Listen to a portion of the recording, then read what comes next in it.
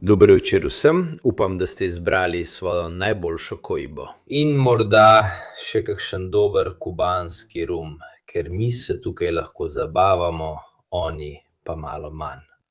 Dobrodošel Diego Batisteza, kasneje se pridruži še Claudio Locatelli. In težave bodo, povem vam takoj, ker je povezava s Kubo in izpadi elektrike so stalni. Pred dnevi smo opravili preizkuse in naprava ni zdržala več kot 5-6 minut po premiku. Bila je katastrofa. Začel bi s tem, zakaj je kriza. Kuba je v stalni krizi, ampak trenutno je v zgodovinski krizi. Zakaj? No, Kuba, dober večer vsem skupaj. Vesel sem, Mirko, da sem nocoj tukaj, da malo razmislimo o tem, kaj se dogaja s karibsko biserko, tako namreč imenujejo Kubo. Ker smo trenutno priča napadu brez primere, z več strani. In predvsem izolaciji, kakršne že dolgo nismo videli, morda celo od padca Sovjetske zveze.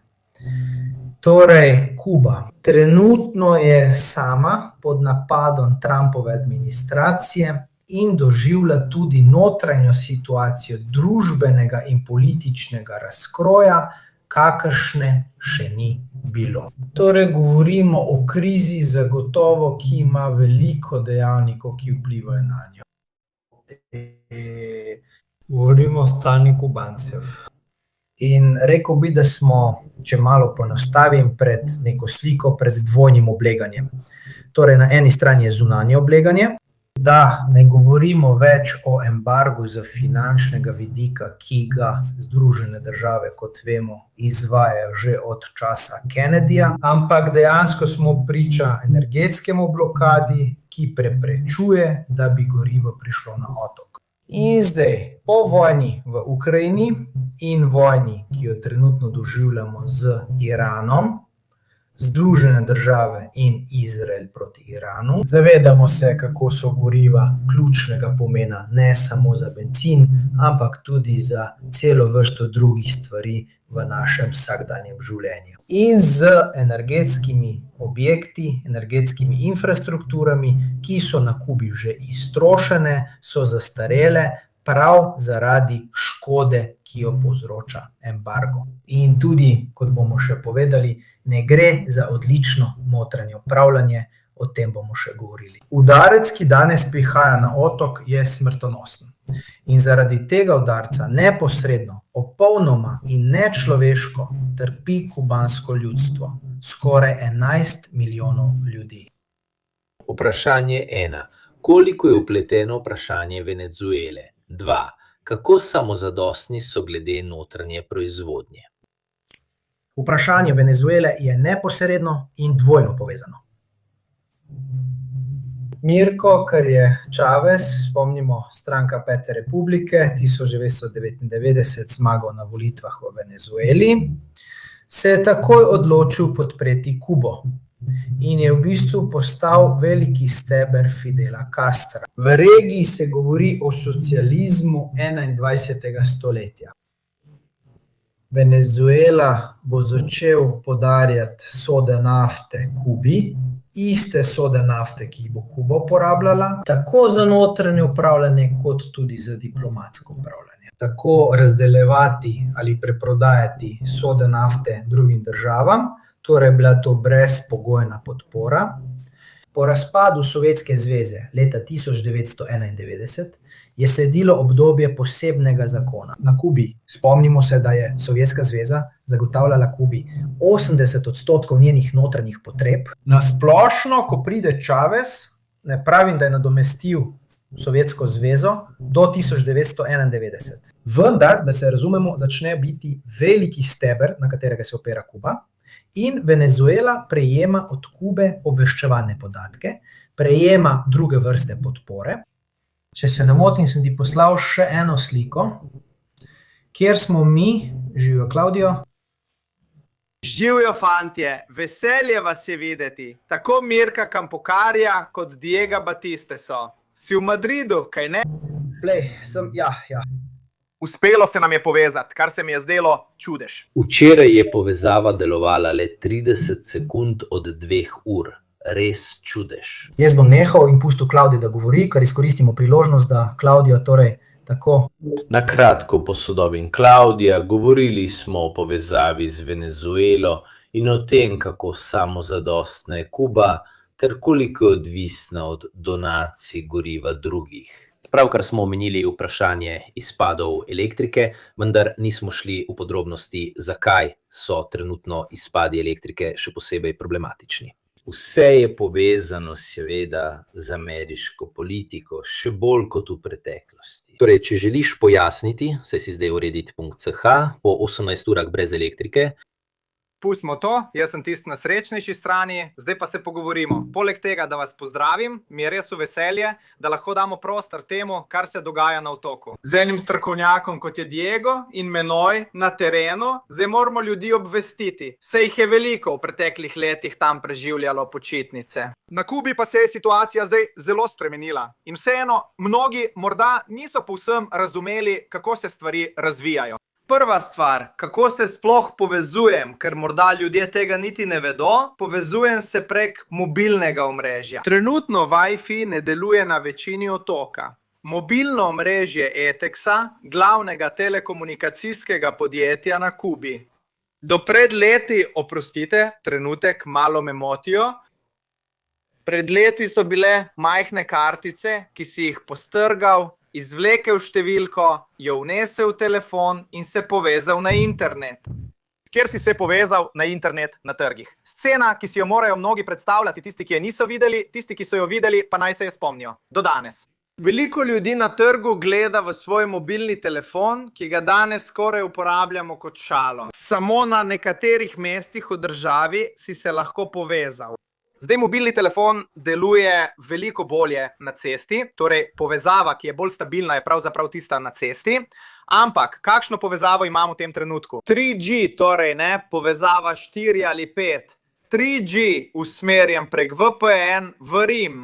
Torej, uporabljam preusmeritev lokacije informacijske oznake svojega mobilnega telefona, da bo ljudem bolj preprosto tisto, kar identificira mojo povezavo. Na Rim, ja, v Italiji, seveda na lažen način. Kubanska vlada to dopušča, ker je to dejanska potreba vseh, vlade in ljudi. Vendar tehnično gledano to ni ravno nekaj, kar je normalno. To je pravzaprav zato, da se izogne določenim stvarem. Ampak čemu služi? Naprimer ta program, fantje, Mirko me je gostil, me gosti, me je povabil, jaz sem vedno na voljo, z velikim veseljem. Ta program se ne poveže s Kubo, zato sem moral povezavo preusmeriti v Italijo prek 3G ulične linije, čeprav sem doma.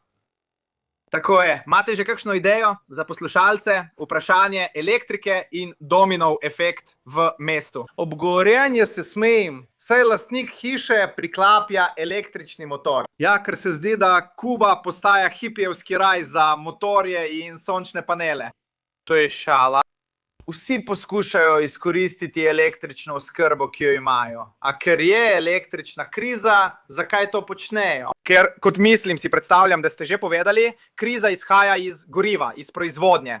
To povem zelo hitro, morda gre malo prehitro, ampak bojim se, da bo povezava prekinjena. Iskreno, dokler gre, bom govoril hitreje. Preskočimo največji vpliv in pojdimo k bistvu. O tem boste na to govorili vi. V primeru, če bi to že bilo preskočeno, v bistvu nas posluša. Katera je bila prejšnja?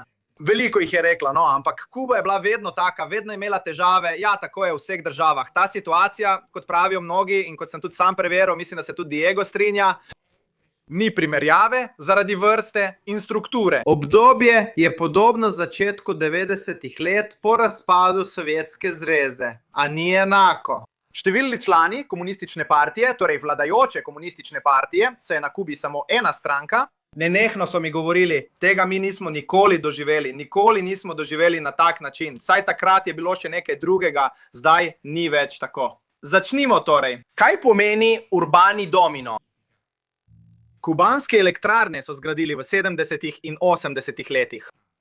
Nadomestni deli za popravilo teh elektrarn izvirajo od matičnih proizvajalcev iz nekdanje Sovjetske zveze. Tudi matična podjetja, ki so proizvedla komponente, so podvržena zakonu Helms-Burton. Zakon iz leta 96, če se prav spomnim, je ameriški zakon, ki v bistvu kaj naredi. Poenostavil bom za tiste, ki nas poslušajo doma, potem pa, če želite, lahko greste bolj v globino. Če zaobidete ta zakon, kaj se zgodi? Pravi ti, če ti, Mirko, daš sendvič Diegu, jaz ne pridem več v tvoj program. Točno to pravi. V bistvu pravi, da če katerakoli mednarodna organizacija ali nevladna organizacija sodeluje s Kubo, jo bodo Združene države prenehale financirati.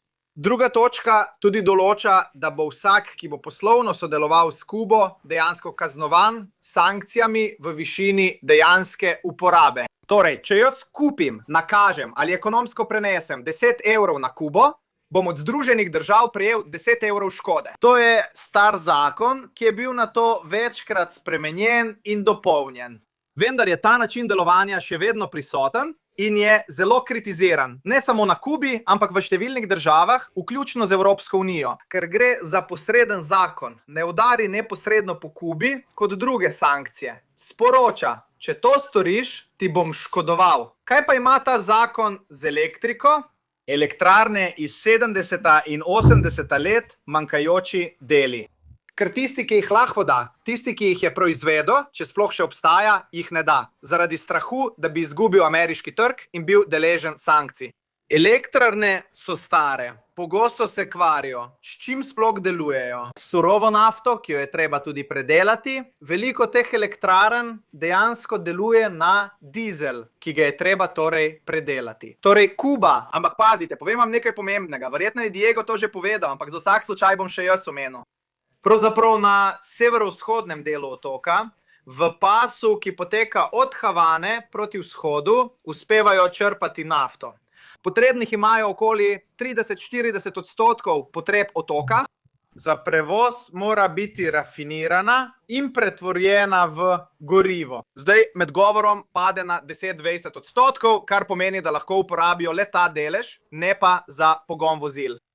Preostalih 80 nimajo, zato jih dobivajo iz Venezuele, Rusije, Alžirije. Težko je. Rafinirano, torej seveda je bila Benetke, glavna rafinirana regija, prevoz, ampak v resnici, regija, tako se o tem govori. Če preskoči, imate že nekaj, na čemur lahko takoj razširite. Naredimo pregled. Stare centrale, rafinirano, prevoz, res je, da je rafinirano, ampak ali je res, da je rafinirano, kot tudi rafiniran prevoz, rafinirano, ampak ali je rafinirano, torej v surovem rafinirano, centrale gredo na rafinacijo. Deloma jih Kuba ima, v veliki meri pa jih nima. Po Madurovem prevzemu in blokadi uvoza po januarju v Kubo ne prihajajo več. Ena ladja pa je šla proti Izraelu iz Venezuele. Mehika je nekaj poslala in takoj občutila posledice. Ne gre toliko za Helms-Burtonov zakon, temveč za posledice takšnega ravnanja. Torej, zaradi groženj Združene države Amerike, to zdaj razlagam preprosto za ljudi, in posledica je, da ne moreš popraviti svoje elektrarne, nimaš dovolj rafiniranega nafte, da bi jo poganjal, niti za prevoz izdelkov, ki prihajajo iz različnih drugih krajev. Posledica je, da se zmanjša elektrika, seveda ne more zadostiti kubanskim potrebam. Izpadov sem videl v vojni, a ne v takšnem obsegu. V Ukrajini jih je manj. Naj bo jasno, Kuba ni vojaški, ampak v diplomatski in politični vojni.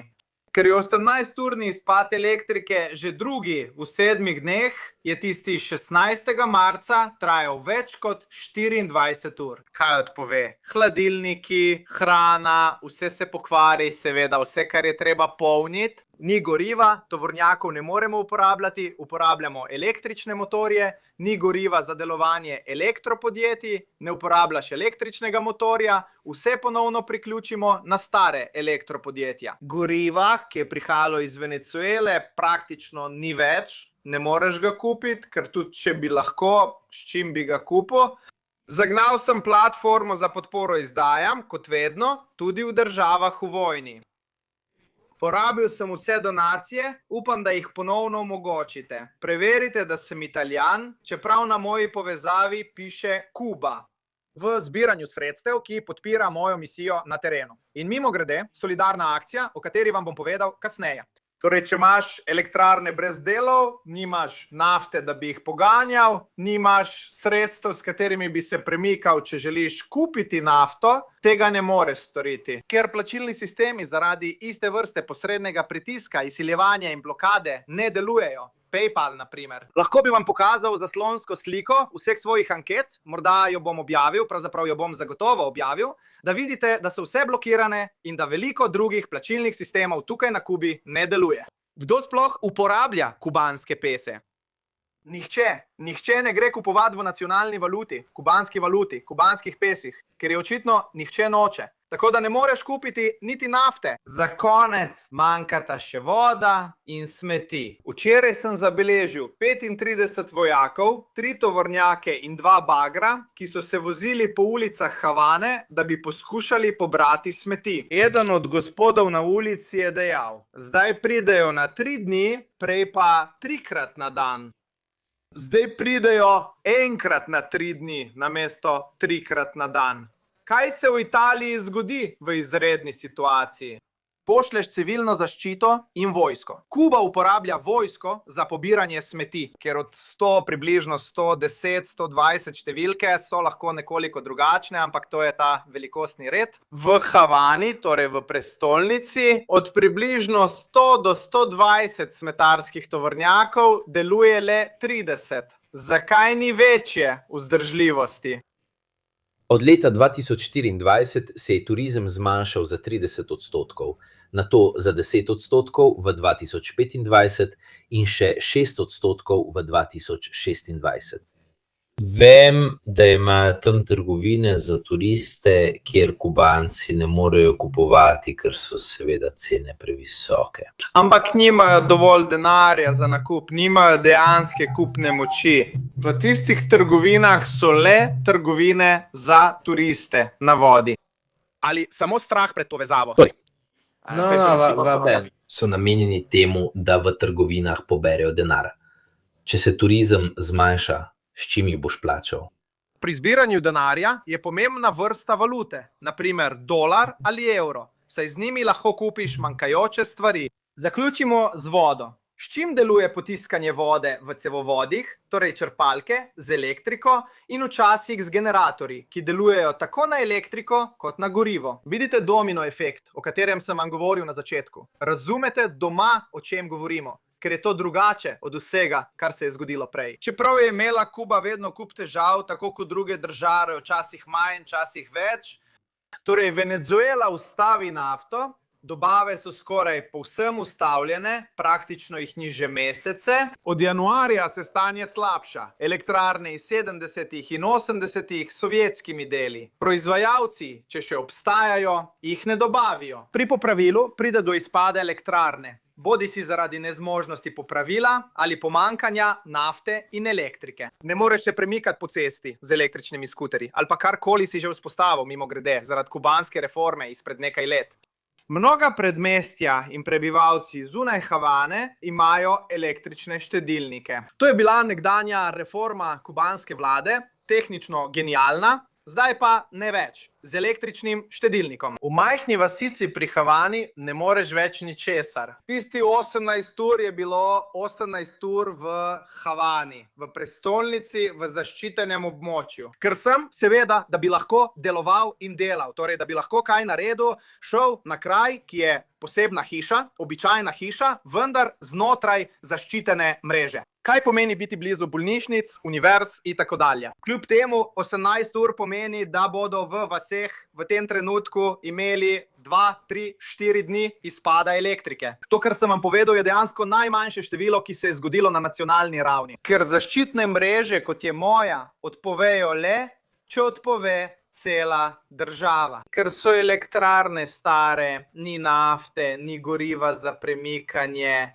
ni tovornjakov, ki bi odvažali smeti, več smeti na ulicah in več težav. Gasilec mi je pred dnevi rekel, da ne morejo posredovati zaradi smeti na cesti in ne morejo gasiti požara.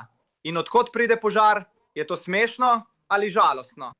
Požarov je več, fantje polnijo električne motorje doma, sistem tega ne prenese, baterija zagori, to je nora verižna reakcija. In nazadnje vodne črpalke, ki so v Havani seveda precej zaščitene. Zunaj niso, dodam še nekaj, včeraj popoldne sem bil priča grozljivemu zločinu. Nek fant je vzel nož in skušal zabosti gospoda le nekaj 10 metrov od mene. Če bi to opazil minuto prej, bi že šel v tisto smer, ker nisem razumel, kaj se dogaja in sem želel pomagati gospodu, ki se mi je zdel napaden. Videli so, da je ta vzel nož, vsi ljudje, vključno z velikimi mišičastimi pripravljenimi moškimi, mi pravijo. Zdaj je jasno, to posodobitev je treba razložiti vsem. Kuba je bila desetletja zelo varna, glede na nizko ekonomsko vrednost. Malo denarja, veliko varnosti. Imam priče, da sem tu že desetletja. Po noči v Havani s telefonom v roki se ti skoraj nič ni zgodilo. Že okoli 5-7 let kriminal narašča, vendar ni na ravni, kot bi to pojasnil Diego. Južne Amerike ali Srednje Amerike, ne govorimo o Gvatemali in tako naprej in tako naprej. Ampak slišati velike kubanske moške, stare 30 let, ki ti rečejo, po 11. uri zvečer ne grem ven, naredi vtis za državo, ki je bila znana kot zelo varna. Jaz vas sprašujem stvari ali kaj podobnega, ker če vsaj vse povem, če potem preskočimo, greste naprej neposredno. Borgi, Si se ti res tako poslabšalo? Počakaj, zakaj se je v tem obdobju tako zelo poslabšalo? Kriminal? Ker je vedno bolj degeneriralo črni trg in zato upravljajo črni trg tudi glede izmenjav. To so redki, ki pridejo do zunanjih stvari, morda prav zaradi vladnega kolapsa ali upravljanja. Osnovne potrebe. Ljudje morajo jesti, obstaja obrok hrane. Kubanci so bili navajeni, in Claudio to verjetno vidi, živeti dostojno, z malo. Kubanska strogost je znana, dostojanstvo naroda še bolj. Tudi jaz sem priča iz svoje izkušnje na Kubi, ljudje so lahko živeli za zelo malo. Danes vidimo ljudi, ki iščejo hrano v smeteh, prisotna je strašna racionalizacija, slavna knjižica, tista, ki jo vlada razdeljuje za racionalizacijo določene hrane, je bila v preteklosti seznam z desetinami stvari, zdaj pa so ostale 3-4.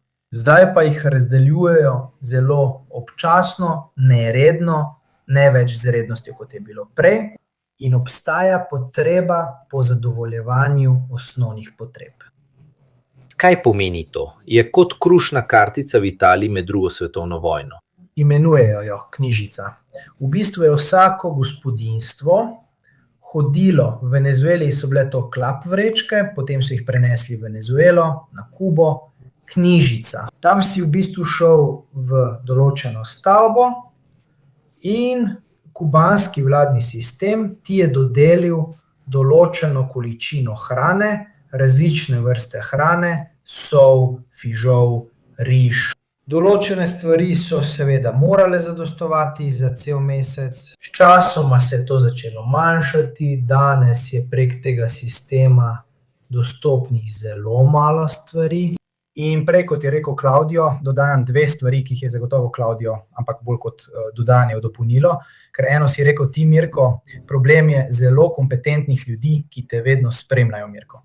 Rekel je, da od leta 2021 pravilno se vsej kuk, torej konvertibilni kubanski peso, valuta, ki so jo porabljali na Kubi, vsi Kubanci, se vsej, če si bil tujec in si prišel na Kubo, so te prisilili, da si menjal v se vsej. To je v bistvu omogočilo kubanski vladi, da je pridobila valuto, kot je rekel Claudio, torej evre, dolarje, močno valuto, ki bi jo potem lahko uporabili na mednarodnem trgu za nakup potrebnih dobrin za upravljanje ozemlja.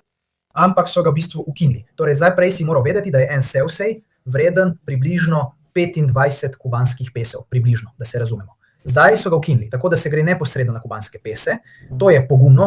Počakaj, ne dvigujem stvari, ker je bilo to ukinjeno. To je bila odločitev, to je bila notranja odločitev kubanske uprave, ki ni spremenila stvari. Kar so menjalnice, ki ti dajo kubanske pese, uradne, zato ne moreš menjati ali pa ne bi smel menjati na ulici. Valo to vedno nadzira vlada. Ko prideš na Kubo dolarjev ali evrov ne moreš porabljati. Jih moraš zamenjati pri meni. In imaš v bistvu valuto, ki jo lahko uporabljaš samo na Kubi. Se spomnite, kdorkoli je šel na Kubo, slavnih 3 peso za Che Guevaro, to valuto imajo vsi. Seveda sem jo dal na naslovnico. V trenutku, ko je turizem, množični turizem, ki sploh ni poznal Kube. Klaudijo, če si v Havani, jaz sem živel v središču Havane, ne v Varadero, nisem bil v Varadero ali Vedadlo, torej središče Havane, kjer so se v bistvu zbirale dame, dama de blanco, ne dame v belem. Kdor je obiskal Kubo zunaj Varadera ali turističnih središč, je, kot je omenil Klaudijo, opazil, da obstajajo kraj za nakup s kubanskimi pesosi in drugi za nakup z seuse. V Havani so ljudje, ki so živeli v središču Havane, niso smeli iti v Vedado, da bi vstopili v lokal, da bi si privoščili dajkiri, ker je dajkiri v Vedado stal 15 seusov, izračunajte, 25 pesosov je en seuse. Upokojeni inženir je leta 201 prejemal $510 pokojnine in si ni mogel privoščiti dajkirija v Vedado. Govorimo o teh številkah, ko turizem upade, kot si prej omenja Mirko. Vesta tok mednarodne valute, ki bi ga lahko uporabili za nakup osnovnih dobrin, kot je gorivo. Ampak problem je, da jim zdaj tega ne prodajo, ni da ne bi hoteli kupiti, ne morejo več. Torej je problem. Na internetu slike ne objavljaj, se jo morda potrebuje tudi Klaudijo za povezavo. Venezuela ni dala goriva. 2011. Venezuela je namestila podmorski kabel, ki je omogočil, da je internet optična vlakna prišel na Kubo. Danes, do 3. januarja, je 90% interneta na otoku pokrival ta optični kabel. 10% pa je bilo preko satelita. Vidite, v redu. Torej, je bila povezava z Venezuelo res neposredna. Vojna omejitev pri mnogih osnovnih stvareh, vendar je bila ta optična vlakna in ta internet vseeno zelo omejena, ker, kot je rekel Klaudijo, ni bila dostopna vsem ves čas. In vedno zato, ker je to glavni motor, ki je sprožil številne proteste v zadnjih letih. Ker so na neki točki od leta 2012-2013 naprej na Kubi spoznali, kakšno je bilo njihovo resnično stanje. Da razumeš sebe, moraš razumeti druge. Prek interneta so začeli opažati stvari, ki jih prej niso mogli. In potem se je to zgodilo, spomnimo se arabske pomladi in vpliva množičnega interneta. Ustavim se, hotel sem še to dodati. 2. Kakšen je razlog za upad turizma? 2. Kakšen je razlog, zakaj so ukinili to preklemansko menjavo, če je bila koristna za pridobivanje dobre valute? In 3. Ali je ta kabel še vedno aktiven, ali pa je bil med, recimo, konfliktom med Združenimi državami zadevo Maduro, ta kabel prekinjen? Zakaj se o tem ni govorilo? Je še vedno aktiven ali ne? Ne. Menim, da je kabel še vedno aktiven, zaradi tega, kar sem ti povedal. Internet pravzaprav služi Trumpovi administraciji, da lahko spodbuja proteste, ki so pomembni na otoku. Torej, v tem trenutku ne bi bilo strateško odrezati interneta. Strateško je odstraniti internet. Kot se je pogosto zgodilo in se dogaja v Iranu, je treba odstraniti internetno pokritost. Ne pravim, da je to zdaj primer, a je bila internetna pokritost pogosto namerno odstranjena, da bi preprečili zbiranja. Možnost zbiranja, organiziranja shodov na ulici, ker je bilo v zadnjih letih več protestov, večjih in manjših, a jih je bilo kar nekaj. Poskušam se nekoliko navezati na istočnice, ki jih je dal Diego. So odlične. Če začnem tudi pri vprašanju, ki si ga postavil glede Libretas. Libretas, da še bolj pojasnim, da pridemo do nekaterih elementov. Dejansko je to dokument, ki ti je omogočal, da si delil paradižnike iz svojega vrta. Tehnično gledano je vrt Kuba last Kubancev. In preko države si lahko dostopal do svojih paradižnikov. Zadeva je poenostavljena, vendar se je ideja rodila v času Castrovega režima in tako je večji del obdobja na Kubi potekal. Po eni strani je to omogočalo povezavo s prevozi, saj je prej odlično primerjal plače. Veste, koliko to stane doma? Premikati se je, na primer, Vedado je četrt v Havani, Havana Centrale je druga četrt, Havana Vieja med četrtmi Havane Premikanje lahko stane 400, 500 ali 600 kubanskih pesov nacionalne valute. Koliko stane avtobus za 1000 kilometrov? 130 pesov, ampak za 4 km porabim 600, medtem ko za državni avtobus porabim 130. Ves otok, no pravzaprav ne čisto, ampak ta primerjava vam pokaže, da je ideologija skušala ohraniti prevoze po dostopni ceni za vse. Po eni strani je to čudovito, po drugi pa mnogi Kubanci še naprej poudarjajo, da gre za dejstvo, ne le za njihovo mnenje. Toda dokazano je tudi, da če nikoli ne uspeš ustvariti dobička pri delovanju svojih prevozov, jih ne glede na to, kako jih izboljšuješ, Kubanec v Ugaru mi reče, da mi uspemo ujeti prevoz, vendar je prevozov vedno manj in so vedno bolj pokvarjeni. Torej, po eni strani je zelo lepo, da lahko vsi uporabljajo prevoz, po drugi strani pa, če te stane iti iz Havane v Havano, 600 pesosov, če te stane 130.000 kilometri ceste. Ta avtobus ne ustvarja dobička in nima dovolj denarja za pokritje stroškov delovanja. Benčin, avtobus in voznik, prevozi imajo to posebnost in seveda s problemom goriva, o katerem smo prej govorili. Fantje, na bencinski črpalki je bila pred dnevi 2 kilometra dolga vrsta. Avtomobili so stali in plačevali 9-10 dolarjev za liter. 9-10 dolarjev za liter. 8-9 evrov za liter. Naredite prejšnji izračun, dodajmo še plače. Papaja teh dimenzij. Velika papaja teh dimenzij lahko stane 500 pesov.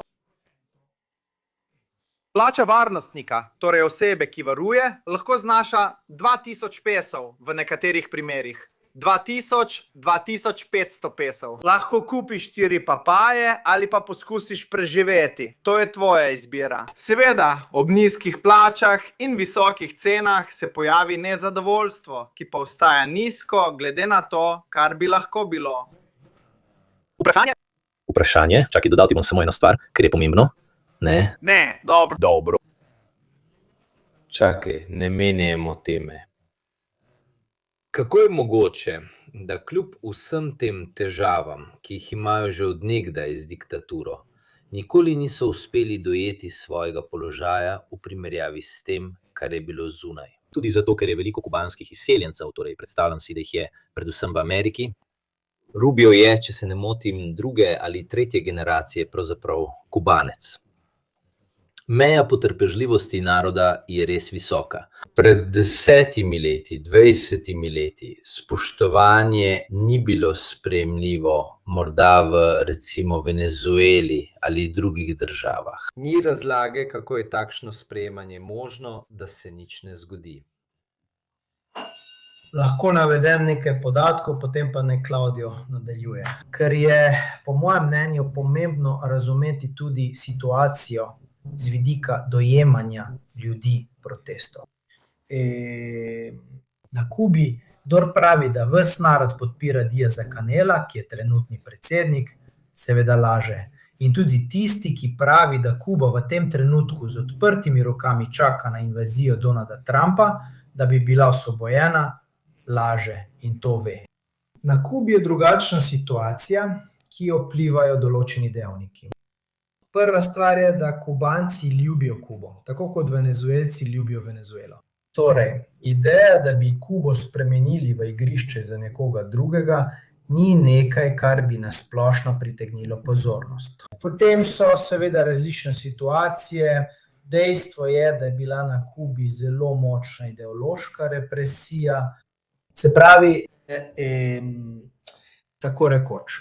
Diaz-Canel je ob prevzemu položaja pred leti ponavljal mantran. S kontrarevolucionarji ni dialoga ali tolerance. To je bila mantra že od 1. januarja 1959. Kaj je to povzročilo? Od krize z Vladomarje se ne bom podrobneje spuščal, čeprav imam rad zgodovino. Leta 1980, ko je Fidel Castro moral pred svetom priznati, da je na Kubi nezadovoljstvo in da je veliko Kubancev, ki niso bili zadovoljni s tem, kar se je dogajalo, omogočil je nezadovoljnim, da zapustijo Kubo. Zato je odšlo 125.000 ljudi. V redu, niti eden.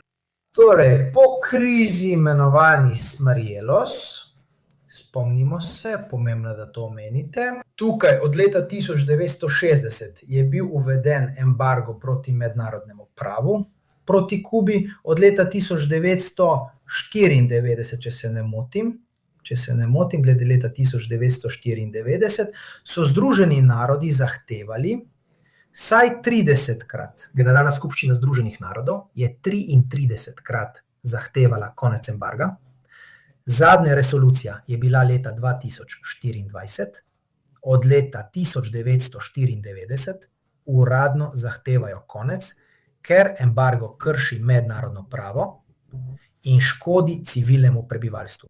Od leta 1980 do danes je bilo veliko kubanskih disidentov. V kubanskih zaporih je več kot 1000 zapornikov, lahko jih imenujemo politični zaporniki, odvisno kakšen naziv jim želimo dati, jaz jih imenujem politični zaporniki. Ne vseh teh 1000, ampak večina. A bil je neverjeten izseljevalski val.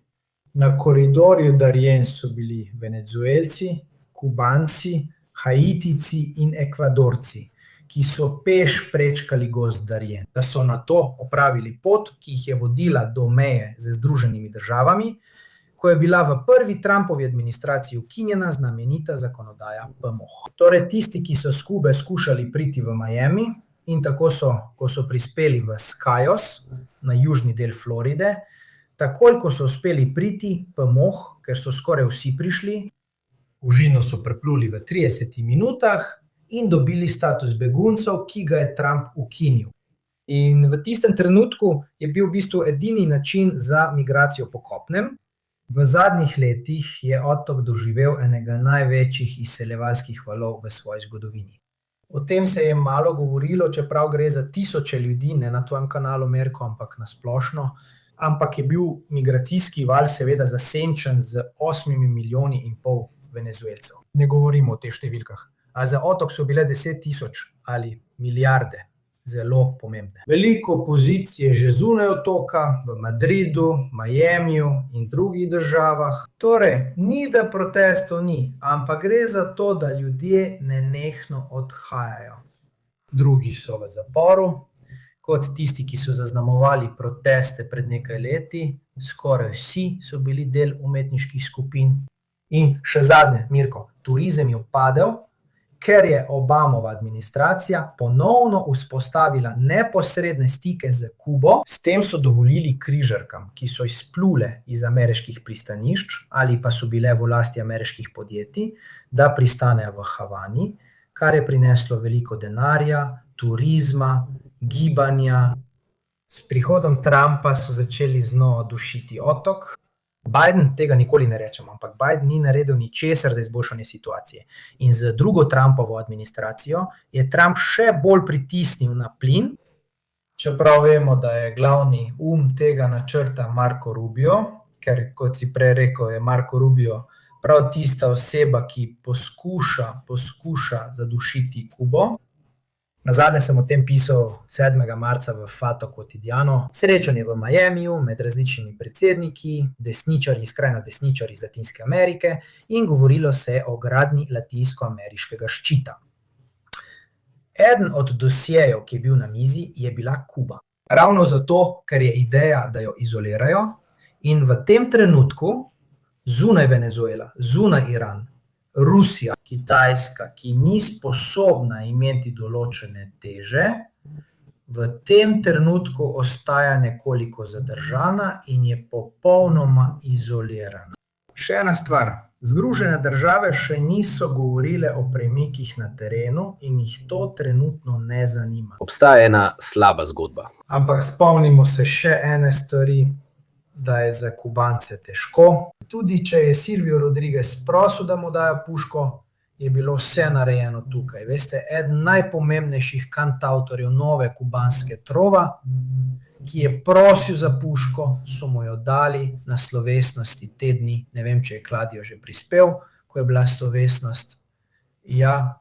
Stvar je v tem, da se spomnimo, ko je bila operacija v Caracasu in so ugrabili Madura, je bila Madurjeva zasebna straža, Kubanci, Vsi so bili ubiti, 32 jih je bilo. 32 na koncu brez možnosti odziva. Torej, v bistvu se je tudi ta mit o kubanskem odporu proti ameriški Delta Force razblinil 3. januarja. Hočem reči, soočamo se tudi s težko pripovedjo. Vprašanje, Diego, ni, ali je to, kar je Trump naredil z Venezuelo, pod pretvezo boja proti narkotrafikantom, Maduro in tako dalje, v resnici še ena opeka v strategiji zadušitve Kube.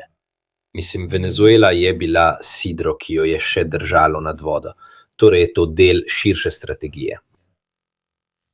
Lej, meni je težko govoriti o Trumpovi strategiji v istem stavku. No ja. Jaz rečem Trump, da poenostavim. Ne. Ker vsi vemo, o kom govorimo. Najprej bombardiramo Iran, potem bomo videli. Ne? Torej, skratka, ampak dejansko v ozadju, če pomislimo na tega glavnega stratega za Kubo, ki je lahko Marco Rubio dejansko. Glavni steber kubanske situacije po padcu Sovjetske zveze je bila Venezuela pod Chavezom in Maduro.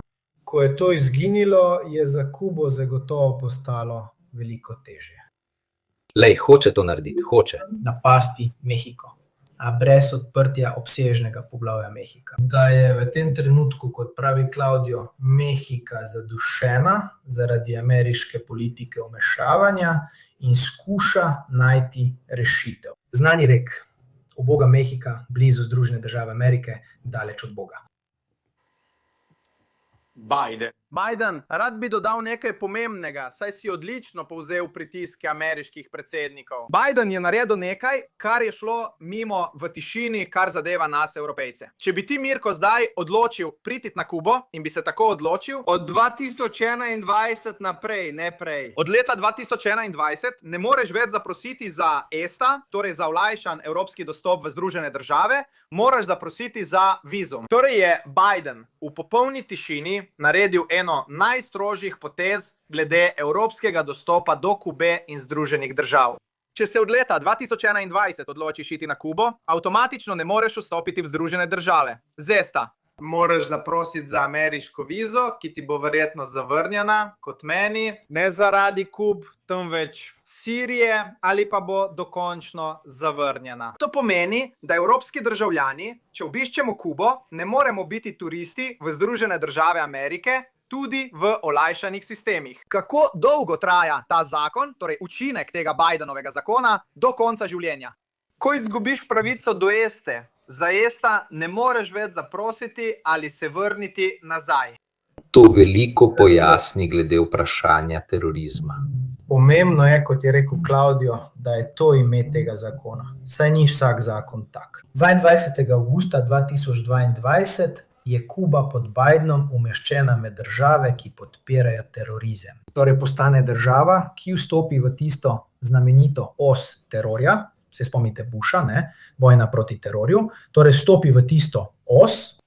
Govorimo o Združenih državah, ki te dni pogajajo z Marokom, da razglasijo Front Polisario za teroristično organizacijo. Naj pojasnim, Front Polisario smo v Zahodni Sahari, pomembno je razumeti, kako se uporabljajo ta imena. To je osnovna geopolitična razprava. Brez analize, koliko denarja je dal Hezbollah, gre le za geopolitično vprašanje. Želim povedati, ne glede na ideološka prepričanja, ali ste za kubanski sistem ali Američane, jaz nisem, pač povem svoje mnenje. Ampak to, kar se tam dogaja, če pogledate te slike, se človek vpraša, do katere mere se lahko gre že samo z vidika sankcij, z izolacijo ljudi. V teh dneh sem si ogledal nekaj videoposnetkov, ljudje, ki brskajo po smeteh, ljudje, poglejte hiše, ne bom jih pokazal, ker so dodali glasbo in podobno. Diego lahko zagotovo govori o izgubi telesne teže prebivalstva v določenih obdobjih, 30-40%. To so ljudje, ki pravijo, da želijo dostojno živeti in so zelo jezni. Ne vem, kako zelo so jezni na vlado, situacijo, Združene države Amerike in podobno. Poglejte jih, so dobesedno obupani. In takšnih videoposnetkov je na desetine in desetine. Odvisno od vaše ideologije, ti ljudje potrebujejo pomoč, nič več in nič manj. Torej, razumem, da že 70 let vodijo ideološko vojno, oni in Američani. Ampak ne dovoliti vstopa potrošnih dobrin, stvari, ki niso vojaške, ki ne morejo povečati moči kubanske vlade in tako naprej. To nima smisla in seveda vse resolucije Organizacije združenih narodov prav to poudarjajo. To je nesmisel. Mirko, če bi to, kar počne Trumpova administracija, naredil Putin, naredil Xi Jinping ali katerikoli drug svetovni voditelj zunaj vplivne sfere ameriškega imperija, zahtevali bi, da Mednarodno kazensko sodišče ukrepa zaradi zločinov proti človeštvu. To je zato, da razumemo delovanje mednarodnega prava in uporabo dvojnih meril. Poleg tega si odlično razložil občutke in kako se kdo romantično počuti vezanega na kubansko revolucijo. In vse, kar želimo, se spomnimo ene stvari, kar je pomembno, ko govorimo o bradatih, ki so prišli v Havano. Od zmage revolucije 1. januarja 1959 do današnje Kube. Ni barve. Kubanska revolucija ni ena sama, prešla je skozi veliko faz, zato bi morali, ko govorimo o kubanski revoluciji, govoriti o različnih fazah. Danes govorimo o ostankih kubanske revolucije. Nekdo je rekel, da bi bila situacija drugačna, če bi bil Castro tukaj. Raúl Castro je še živ, Castrovci so še prisotni, le da ni več predsednik. Torej, v tem trenutku je bistvo, kot si rekel ti, kubanskemu ljudstvu se postavlja vprašanje, ali naj umre od lakote, ali proda svojo vlado. Ker pogajanja, ki potekajo, niso prava pogajanja, saj se od Kube zahteva. Zamenjajte predsednika, postavite na njegovo mesto nekoga, ki je naklonjen pogojem, ki jih postavljamo na mizo, in nato spet odpremo kanal za gorivo.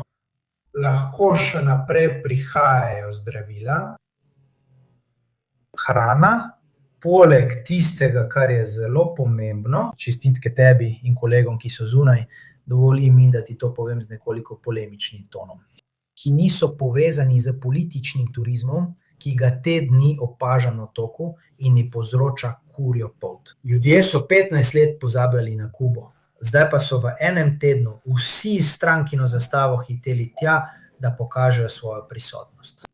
Poleg tega pa so pomoč vedno dobrodošla. Poleg teh misij, ki so tudi tvegane, kot si rekel, ker si potem ti ena oseba, moraš se premikati na različna mesta, zato prevzameš tudi določeno tveganje.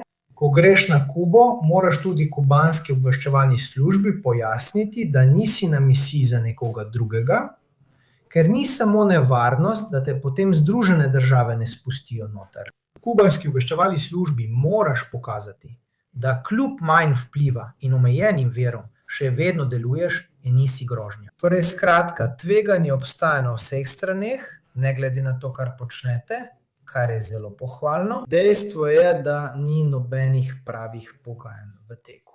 Se sili. Odstopi. Rad bi te nekaj vprašal. Protesti so proti vladi, so proti Američanom, so na pol in na pol, kolikor je mogoče razumeti. Protesti, nehaj bom, saj smo ugotovili, da je Kladijo tam, protesti pa niso novi. Če poiščete video pevca Yotuel, ne sam, ampak če iščete Yotuel, ki se imenuje Patria Evita, kar je v bistvu antiteza revolucionarnemu vzkliku Patria o muerte Fidela in Castristov. Ta video je že pred 2 ali 3 leti ujel val in poudaril potrebo po spremembi.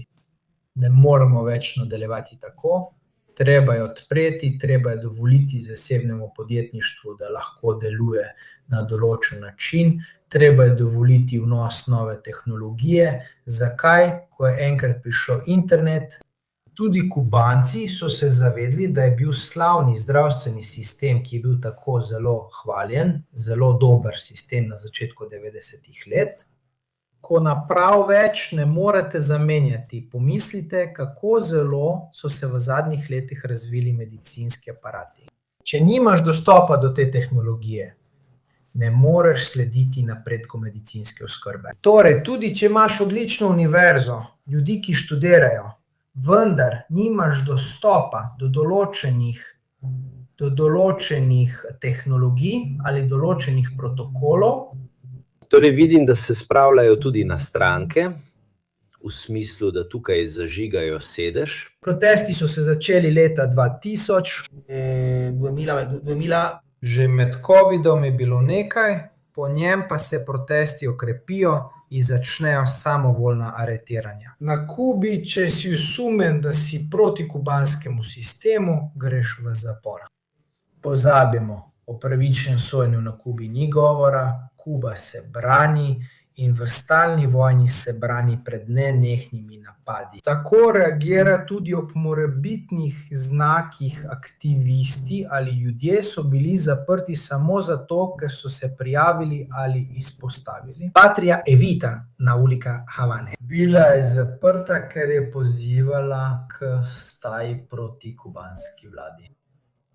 Torej, skratka, po naših merilih, čeprav pravimo, da so naša merila najboljša, vendar po naših merilih, ki jih uporabljamo za vzpostavitev participativne demokracije, kjer obstaja svoboda izražanja in možnost vplivanja na politične odločitve. To se na Kubi ne dogaja, zato bi lahko po naših merilih Kubo mirno opredelili kot diktaturo, če analiziramo zgodovino Kube. Kako kubanska vlada odgovarja na stalno agresijo in potrebo po samoodločbi ter preživetju. Verjetno se merilo spremeni, zato ne moremo uporabiti sekire za opredelitev resničnosti. Vedno pravim, Mirko, ko tukaj govorimo, da moramo biti odgovorni do kompleksnosti.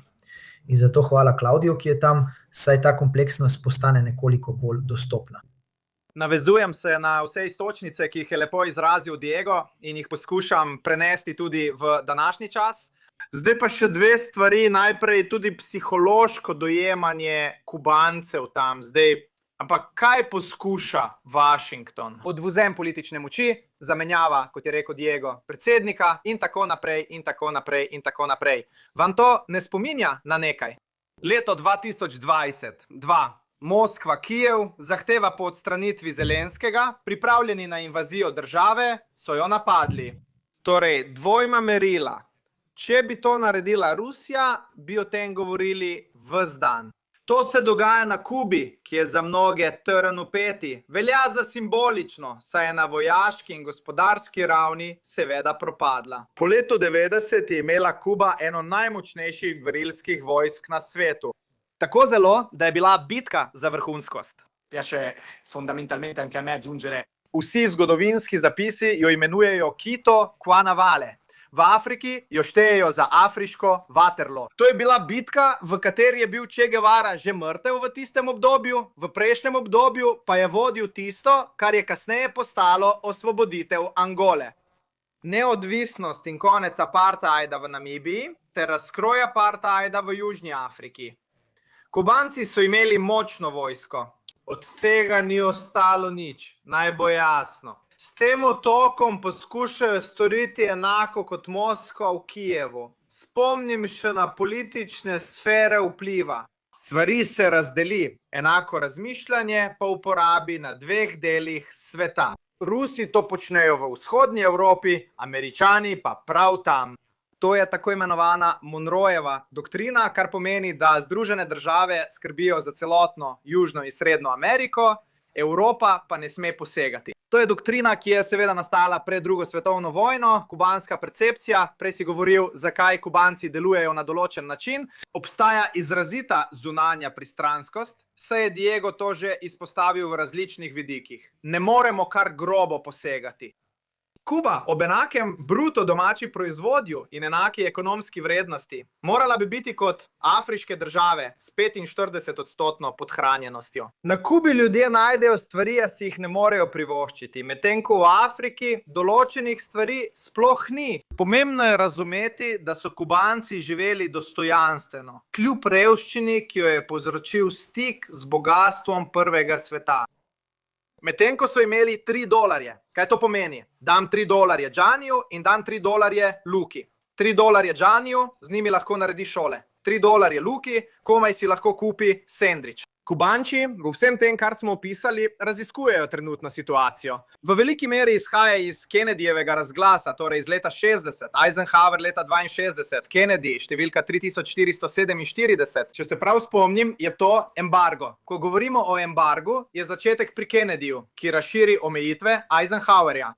Vse te stvari so držale otok v šahu do zdaj, hkrati pa so povzročile, da so si Kubanci želeli samoobrambe. To pojasnjuje notranjo nereaktivnost v mnogih državah v težkih razmerah. Kaj pa Kubanci? Po eni strani ljubezen do domovine, po drugi pa upiranje stalnim napadom. Če gre za skupnega sovražnika, pomisli na Ukrajino, se združiš, ustvariš več nacionalizma. Po drugi strani pa obstaja Mirkojev pristranski pogled, ki ga ni mogoče razumeti. Vidim, da mnogi težko razumejo. Ekonomska Kuba vseh teh desetletij v različnih vidikih, seveda boljša v 80-ih letih, slabša zdaj in tako naprej in tako naprej in tako naprej. Vedno je bilo veliko bolje, posebej v določenih trenutkih v primerjavi z večino držav ob enakih pogojih, brez kriminala. Veliko subvencij je ena glavnih težav otoka. Tukaj subvencioniraš, drugje pa nastane črni trg. Tega zdaj ni več. Za razumevanje psihologije ljudi moramo vedeti, da so jezni, včasih tudi na stranko in vlado. Na drugi strani ni običajnega upora, kot bi pričakovali v takih razmerah, ker so bili v resnici vedno veliko bolje kot velika večina držav, če primerjamo ekonomsko vrednost. $3 na Kubi ti omogočajo hojo po vsaki ulici. Bil si prepričan, da boš hodil v šolo, recimo računalnikov doma ni bilo, ampak si ga imel v šoli, tvoja šola je bila tam, naučil si se uporabljati računalnik, čeprav ga doma nikoli ne bi mogel imeti. Kot Kubanec ga nisi mogel kupiti, ker je bil nakup onemogočen in predrag. Ta paradoks je treba razumeti. Torej, najdeš šolo v gozdu na Kubi, no, ni ravno gozd, bolj tropski gozd, med palmami, najdeš šolo z delujočim računalnikom, ampak poti do tja pa ne najdeš. Kuba je takšna, zato so takšni tudi Kubanci. Treba je dodati nekaj pomembnega na zgodovinski ravni, ker tisti, ki ni strokovnjak za kubansko zgodovino do leta 1959, tega ne pozna. 710 let. Rough Rider je bila ameriška konjenica, ki jo je vodil predsednik Theodore Roosevelt, Theodore I, ne Frank Lindrano, ki je zasedel otok. Nenehno so imeli vojne, Španci, Američani, Angleži, ena za drugo, od leta 1959. Ena od pridobitev te pozitivne revolucije je mir. V kubanski psihologiji ljudje rečejo, sem iz komunistične partije, nisem proti revoluciji. Ampak prekleto, prevedeno v italijanščino, pozza miseria. Predsednik oziroma vodja države mora prevzeti odgovornost in to obvladovati. To obstaja. Kubanči veliko kritizirajo v resnici vlado, samo da to počnejo na način, ki v bistvu ni uporniški. Ampak res ne moremo popolnoma razumeti. Kuba, umrljivost dojenčkov na Kubi je v enakih pogojih tako nizka kot v Italiji. Imamo milijone in milijone evrov več. Hkrati pa obstaja tudi druga plat medalje. Kot smo že omenili, je bil v kriminalnih krogih do pred 10 leti znan rek Kuba. Eden od 3 je policist, zdaj pa ni več policistov. Ker počnejo kaj drugega, stvari kupujejo na črnem trgu, jih preprodajajo in tako naprej in tako naprej. La policija ora non c'è più. To je še en element, ki je popolnoma spremenil družbo in s tem se navezujem naprej. Še ena zelo pomembna stvar, ker je to naslednji korak Donalda Trumpa, ki se deloma že dogaja, so pritiski na zunanje letališke dostope do otoka. Prepričan sem, da o tem v Italiji skoraj nihče ni govoril. Ne vem, če sta Diego in Španija že. Kaj zdaj počneta leti? Skoraj vsi leti, veste, jih ni več, ostalo jih je le še nekaj in do sem smo prišli. Naredijo tehnični postanek ob izhodu z gorivom za prihod in izstop z otoka v 45 minutah do 1 ure. Običajno gredo v Santo Domingo. Kaj opažamo zadnje dni? Pojavljajo se pritiski na države z letališči za tehnične postanke teh letal. Katera družba se tem pritiskom še izogiba? Upam, da Turkish Airlines ne bo ostala, preden grem jaz. Saj, če bom ostal z njimi, vam bom to povedal. Za tiste, ki me spremljajo, me sprašujejo tudi, ali bi bil areteran, če bi moral narediti postanek v Istanbulu. Torej, če mi ostane samo Turkish Airlines. Zakaj Turkish? Država, ki je nastala z močnim vplivom in zdaj izkorišča težave Dubaja kot bližnjevzhodnega vozlišča.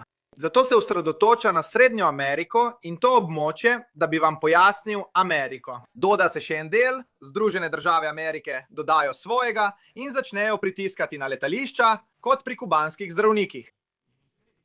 Potujem po svetu. Američani pritiskajo na države, naj prisilijo ljudi k vrnitvi domov ter pretrgajo vezi med državami in Kubo. Imeli smo jih tudi v Italiji med covidom, leti so naslednji korak. Vidimo znake, ki očitno vodijo k prepričanju, da prihajajo od letalskih družb. Torej jih vidimo prav zaradi tega, ker letalske družbe. Trenutno se je cena letalskega goriva podvojila. To je še ena dodatna težava. Ne le, da se je podvojila, na Kubi je sploh ni in jo morajo uvažati. Torej je res zelo malo. Pozorno spremljamo letališča, zaključujem z letališči, kjer se zaradi pritiskov, ki smo jih že opisali, začenjajo pojavljati blokade. Za elektrarne, nafto, valuto, plačilne sisteme. Če bi blokirali letališča, letala ne bi več letela na Kubo in tega ne bi bilo več. Adesso, a quel punto, Združene države ne načrtujejo kopenske operacije, s čimer se strinjajo z Diegom. To ni v njihovem interesu. Če ni letalskih poletov in dostopov, se ravnotežja spremenijo in vse postane mogoče. Trenutno mislim, da je ameriški interes, predvsem Trumpa in Rubija, preprosto v tem, da bi dosegli, kot pri pogajanjih, dobesedno kupili otok. Nove generacije so zelo vpletene, saj je treba jezo, kot je omenja Šmirko, razumeti drugače. Kuba ima enega najvišjih deležev diplomantov na svetu. Ocene v osnovni šoli sorazmerno, glede na starost, vplivajo na končno diplomsko oceno. Torej imajo ljudje tukaj kulturo prvega sveta, znanje prvega sveta, v državi s finančno likvidnostjo tretjega sveta, če uporabimo staro formulo. Upam in mislim, da se Diego strinja s to metaforo. Srečaš ljudi, ki jih Združene države Amerike skušajo ukrasti, ker je sposoben narediti celo vrsto stvari, vendar nima orodij za to. Zato te jeza še toliko bolj prevzame. Vidiš, da ljudje, ki naj bi bili kompetentni, to niso. Ima lepe čevlje, lahko leti, uporablja računalnik in ima iPhone, ki se na Kubi zdaj veliko kradejo. Vendar nimaš vojaške in ekonomske vrednosti kot Italija, imaš pa znanje in sposobnosti. Kot Afričan, ki ni obiskoval šole, komaj preživi mesec in strada, a vseeno upa na življenje. Kuba ima eno najvišjih pričakovanih življenjskih dob na svetu. Skoraj kot v državah prvega sveta. Preverite sami. V tem trenutku propada. Želim dodati nekaj tehnično-vojaških vprašanj, ker sem opazil razpravo o klepetu. Kaj bi se zgodilo, če bi prišlo do ameriškega vojaškega posredovanja? Trump je rekel, lahko si vzamem Kubo, ena od njegovih zadnjih izjav. Položaj kubanske vojske je dramatičen. Se je po padcu Sovjetske zveze izgubila velik pomen. Imajo okrog 50,000 pripadnikov ter več kot 1 milijon v paravojaških enotah. Imajo stare tanke T-55, T-62, ki jim ne koristijo. Mislim, da imajo neki MiG-29, MiG-25, MiG-21, vendar nimajo goriva. In verjetno je stanje vzdrževanja teh letal praktično nično. Iran je v letalstvu, mornarici, protiletalski obrambi in tako dalje precej bolje opremljen. Kuba je praktično neoborožena, če bi bile ameriške letalonosilke 50 km od obale, Kuba ne bi mogla storiti ničesar. Ampak Kuba ima obrambno strategijo, to je gverila. Če napadeš Kubo, se pripravi na dolgo in neprekinjeno vojno znotraj otoka. Veliko sreče tistemu, ki se tega loteva, razen če si prepričan, da ne bo ljudske vstaje ali močnega gibanja. Te antigoverne. Američani so se v zgodovini že opekli. zato ne verjamem, da želijo kubansko zgodbo ponoviti. Mislim, da je strategija zadušitve, odstranjevanja zaveznikov, prisile do vsakogar, ki bi želel pomagati. Kuba. In pustijo odprt internet in tako omogočajo, da se vidijo sporočila, ki spodbujajo Kubance k odzivu. Verjetno je to pasivna strategija, ki jo Američani izvajajo in bodo verjetno nadaljevali. Ni večjih vojaških tarč. Uničenje starih MiG-21 in T-55 ne bi ničesar spremenilo. Ne bi bili učinkoviti, tudi če bi pristali Američani. Davide Vulpio ima vprašanje. Vpletena je tudi Italija. Pred tedni je predstavnik Združene države Amerike Michael Hammer zahteval umik kubanskih zdravnikov. Corriere della Sera 8.3.2026. Če želite odgovoriti. Lahko sem zelo nepopularen v tem trenutku. S tem odgovorom sem želel samo dodati, bolj kot dodati, komentirati dve stvari. Kar je povedal Claudio, o tem, kar je zdaj povedal Mirko o situaciji kubanske vojske in kar je povedal Claudio o situaciji na letališčih. In vseeno, na zemljevidu smo videli, kje so baze. Spomnimo se, da imajo Združene države bazo na Kubi, imenuje se Guantanamo, tega še nismo povedali, ampak obstaja baza, ki se imenuje Guantanamo. To je majhna podrobnost na vzhodnem delu blizu Santiago de Cuba, znana kot začetek vsega, četrt Moncada, kjer se začne napad. Spomnimo se, Bahami, Združene države, Puerto Rico, Santo Domingo. Luis Abinader želi postaviti zid na Haitiju, zato je zaveznik Donalda Trumpa. Se pravi, Kuba je v tem trenutku obkoljena, potem ko je izgubila Venezuelo, je Kuba dobesedno obkoljena. Potem bomo morda še kaj več povedali in podrobneje razložili. Mehika, ki se ravna po doktrini Estrada, ti si, Claudio, omenil doktrino Monroe. Zanimiva je tudi delitev med doktrino Estrada in doktrino Tomar, ki izvirata iz dveh latinsko-ameriških diplomatov. Mehika uporablja doktrino Estrada, nato sledi Brazilija. Kje je pristal Lula? Torej Lula v tem trenutku, ker je Petro seveda že začel kampanje za predsedniške volitve v Kolumbiji, zato Petro trenutno poskuša voditi kampanjo, da bi nadaljeval v Kolumbiji. Ne ravno njegova politična usmeritev, kontinuiteta je pomembna, da Uribe ne pride nazaj, Lula pa ostaja prisoten. Pokazal si mi slike, jaz pa sem rekel, da sem jih dal na svoj Instagram profil zgoraj. Prva objava so fotografije, ki sem jih posnel na Kubi leta 2024.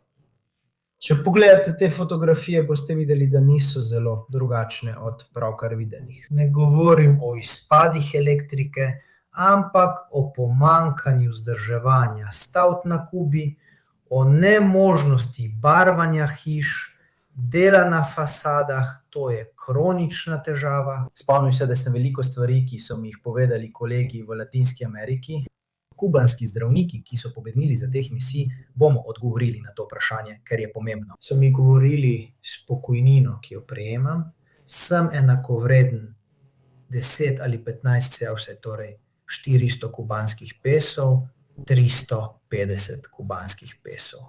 In jaz ali jem ali barvam hišo, ali grem kupiti barvo za barvanje hiše, ali pa jem. Hišo vzdržujem v dostojnem stanju, a večji del ne morem opravljati.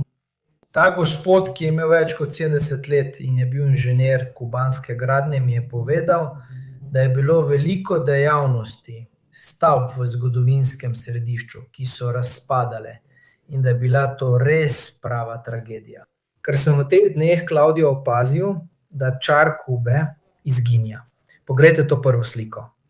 Kuba 2014, Havana, center. Mislim, ni tako, hočem reči, to je bilo pred 12 leti in torej hočem reči, to je muzej. Evo, to je tisto, kar se je videlo. Navdušenec nad avtomobili bi tam našel muzej. Seveda, ampak evo, če greš naprej, če še malo prelistaš, so slike, ki prikazujejo v redu. To je del centra, je ena slika, evo, to je seveda gibanje 26. julija, Oglejte splošno stanje stavbe. Mislim, to je bila univerza in To je ta del. Če pogledate od zgoraj, bi bilo treba povečati, da vidite, ampak najdete. Problem je bilo splošno vzdrževanje stavb. V Havani, kot pravi Claudio, je bilo že leta 2014 zunaj turističnega dela tako stanje. Predstavljamo si, v zadnjih 2 letih, ob vseh dogodkih, je prišlo do enega in enega. Lahko je stroga oseba, lahko je oseba, ki je vajena živeti v boju, kubanski narod je revolucionarni narod v svoji genetiki, vendar na neki točki propad doseže nemogoče ravni, hočem reči, da jih je težko obvladovati. Kar se tiče kubanskih zdravnikov, ponavljam, postal bom nepriljubljen. Claudio, verjetno se lahko ne strinjava. Meni, seveda na človeški ravni, je lepo videti, da pridejo kubanski zdravniki v Kalabrijo in pomagajo v trenutku potrebe. Prijazno ljudstvo, ki ga želimo razumeti kot prijateljsko, kot italijansko, me seveda na človeški ravni gane, vendar delam tudi na področju mednarodnega prava, torej na mednarodnem pravu. Obstaja majhna podrobnost, da ne moreš pošiljati ljudi v zameno za denar, ker ti pošiljaš ljudi v zameno za denar, kako se temu reče? Trgovina z ljudmi. V mednarodnem pravu je torej problem, obstaja podrobnost, o kateri se nenehno razpravlja, to je vprašanje Kube, ker je dejansko eden od izvoznih elementov, dovolite mi, da uporabim to besedo, izvoznih elementov, ki jih ima Kuba, njena inteligenca, njene človeške sposobnosti. Izraz človeški kapital mi je preveč kapitalističen, raje rečem človeški talent. Predvsem z medicinskega ali izobraževalnega vidika. Kuba je bila pionir z brigadami za opismenjevanje, ki so jih pošiljali po Latinski Ameriki, dokler se to dela prostovoljno. Torej, da ti pošljem, kot se je zgodilo z Albanijo, ti pošljem 20 zdravnikov, kar je simbolično, da ti pomagajo, ni nobenih težav. Ko pa pride do tega, da v zameno pride denar, tam je meja zelo tanka, siva cona. Ne prejme jih zdravnik, zaseže jih država. Takšen odnos ima tudi Severna Koreja. Severna Koreja pošilja predvojne Korejce v Rusijo, sekati les, take stvari. Država je pobrala ves denar, zdaj vem, da gre za več korejskega denarja. Vodja ima člana partije, ki vodi skupino zdravnikov, kubanski zdravniki pa prejmejo enako plačo kot na Kubi, vendar preostanek denarja. Zavedamo se, da nekateri na neki točki pobegnejo, ker če imajo možnost, na neki točki pobegnejo in rečejo, glej, jaz ostanem tukaj, ostanem v Italiji ali ostanem. Govori se, Diego, da so Severni Korejci poslani v nekatere ruske tovarne. In seveda ves denar pobere država, oni bodo dobili plačo, kot da bi jo imeli v Koreji. Tako da je zanimivo, da je ta stvar precej značilna za diktature. Ostajam pri tem, da cenim človeško plat, o kateri lahko govorimo. Če govorimo o mednarodnem pravu, se moramo zavedati, da ne moremo uporabljati dvojnih meril, kadar nam ustreza, ampak če želimo uporabljati mednarodno pravo, je tako. Če pošlješ ljudi tja, dobiš denar, ki pa ga prejmeš ti, ne neposredno ljudje. V redu, gre za trgovino z ljudmi, torej izkoriščanje dela ljudi, ki jih prisiliš, da grejo nekaj narediti, da bi potem ti imel dobiček. Situacija je zapletena. Claudio, z veseljem te poslušam. Tudi zato, da bi razumel, kako se to dojema tudi znotraj, kako se te misije v tujini dojemajo znotraj organizacije. No, v resnici mi je končno po letih všeč, da lahko imamo nekaj nasprotujočega si in to poskušamo vključiti z nekom, ki je kompetenten. Običajno se mi zdijo točke, ki jih je izpostavil Diego o kubanskih zdravnikih, zelo smiselne. Poskušal vam bom dati še eno perspektivo, ker menim, da jo vidim z drugega zornega kota, ki ni nujno nasproten, ampak ga lahko dopolni. Če italijansko podjetje sklene pogodbo s poljskim podjetjem, ki zaposluje specialiste za skalpele, je podjetje tisto, ki sklene pogodbo, podjetje bo prejelo denar. Kubanski zdravniki so zaposleni pri državi, ki jih pošlje na določeno mesto, sklene dogovor in jih plača po dogovorjenih pogojih. In tako zasluži denar, kot bi ga ta italijanska tovarna. Zavedam se tega, kar ste rekli. To pravim, ker ko govorimo o Kubi, ne mislim na Diega ali Mirka, ampak zunaj hitro uporabijo sekiro, o kateri smo govorili. Ni mi nenavadno si predstavljati, da je podjetje, v tem primeru podjetje država, kot je socialistična država, kot je Kuba, fidelistično, natančneje, pošlje zaposlene. Naj pogodbo sklene podjetje ali država. Če pomislite, ta vidik sploh ni nenavaden. Razumem vašo točko in upam, da bo dala misliti doma. Tudi Mirko, ki se ne ukvarja s centri, podjetje sklepa pogodbo, Kuba sklepa pogodbe z državami, kamor pošilja zaposlene, to je običajno. Ni nenavadno, da zaposleni prejme denar, če imam podjetje, Mirko, ti prejmeš plačilo za delo in sam plačaš sodelavce. Oprosti, a tvoje besede imajo nekaj spornih točk. Narediti nekaj je eno, tukaj pa gre za osebo kot izdelek. Me končam, Diego, ne za trenutek dokončam, ampak ker drugače se znajdem v manjšini glede nečesa, kar ni bistvo tega. Želim dodati z razmišljanjem, da nima spornih točk. Dejansko je država Kuba tista, ki ima svoje zaposlene. Vendar razumem, kaj pravi Diego, ki je kot država in torej kot del človeške stvarnosti ustanovljena, državna, v okviru mednarodnih zakonov. Tako pošiljanje lahko pomeni izkoriščanje, saj poteka na strateški ravni. Minister za gospodarstvo na Kubi izračunava gospodarstvo tudi glede na pričakovani dobiček od pošiljanja človeških virov. Res je, zato to dodajam, ker se mi ne zdi nenavadno, da podjetje plačuje svoje zaposlene in tako tudi zasluži tam, kamor jih pošlje. Razumem tudi drugo plat, če se to dela prisilno in načrtno. Gre za državo, ne podjetje, temveč prebivalstvo določenega območja sveta. Obstaja veliko stvari, ki jim lahko oporekam in prihajam do vprašanja Diega. Torej, v resnici ni zapleteno, je bolj preprosto, kot se zdi. Vendar je treba vključiti tudi ta korak. Ker v resnici, ko sem to povedal, sem vam predstavil enega izmed psiholoških razlogov, zakaj so Kubanci v preteklosti predlagali to idejo. Torej, prav to je bila ideja, da imamo svoje zaposlene, svoje izdelke, jih pošiljamo in s tem zaslužimo, vendar smo mi v našem socialističnem sistemu tisti, ki plačujemo svoje zaposlene. Kakšno pa je zdaj dojemanje? To je tisto, kar pravi Diego, ne? V smislu, da imaš dejansko vedno ta občutek, da tudi oseba, ki najbolj verjame v to in razume ta mehanizem ter pravi, da res je, prav je, da prejemam svojo plačo, če tudi je nizka. Ker denar, ki ga zaslužiš na Kubi, na koncu pripada vsej Kubi.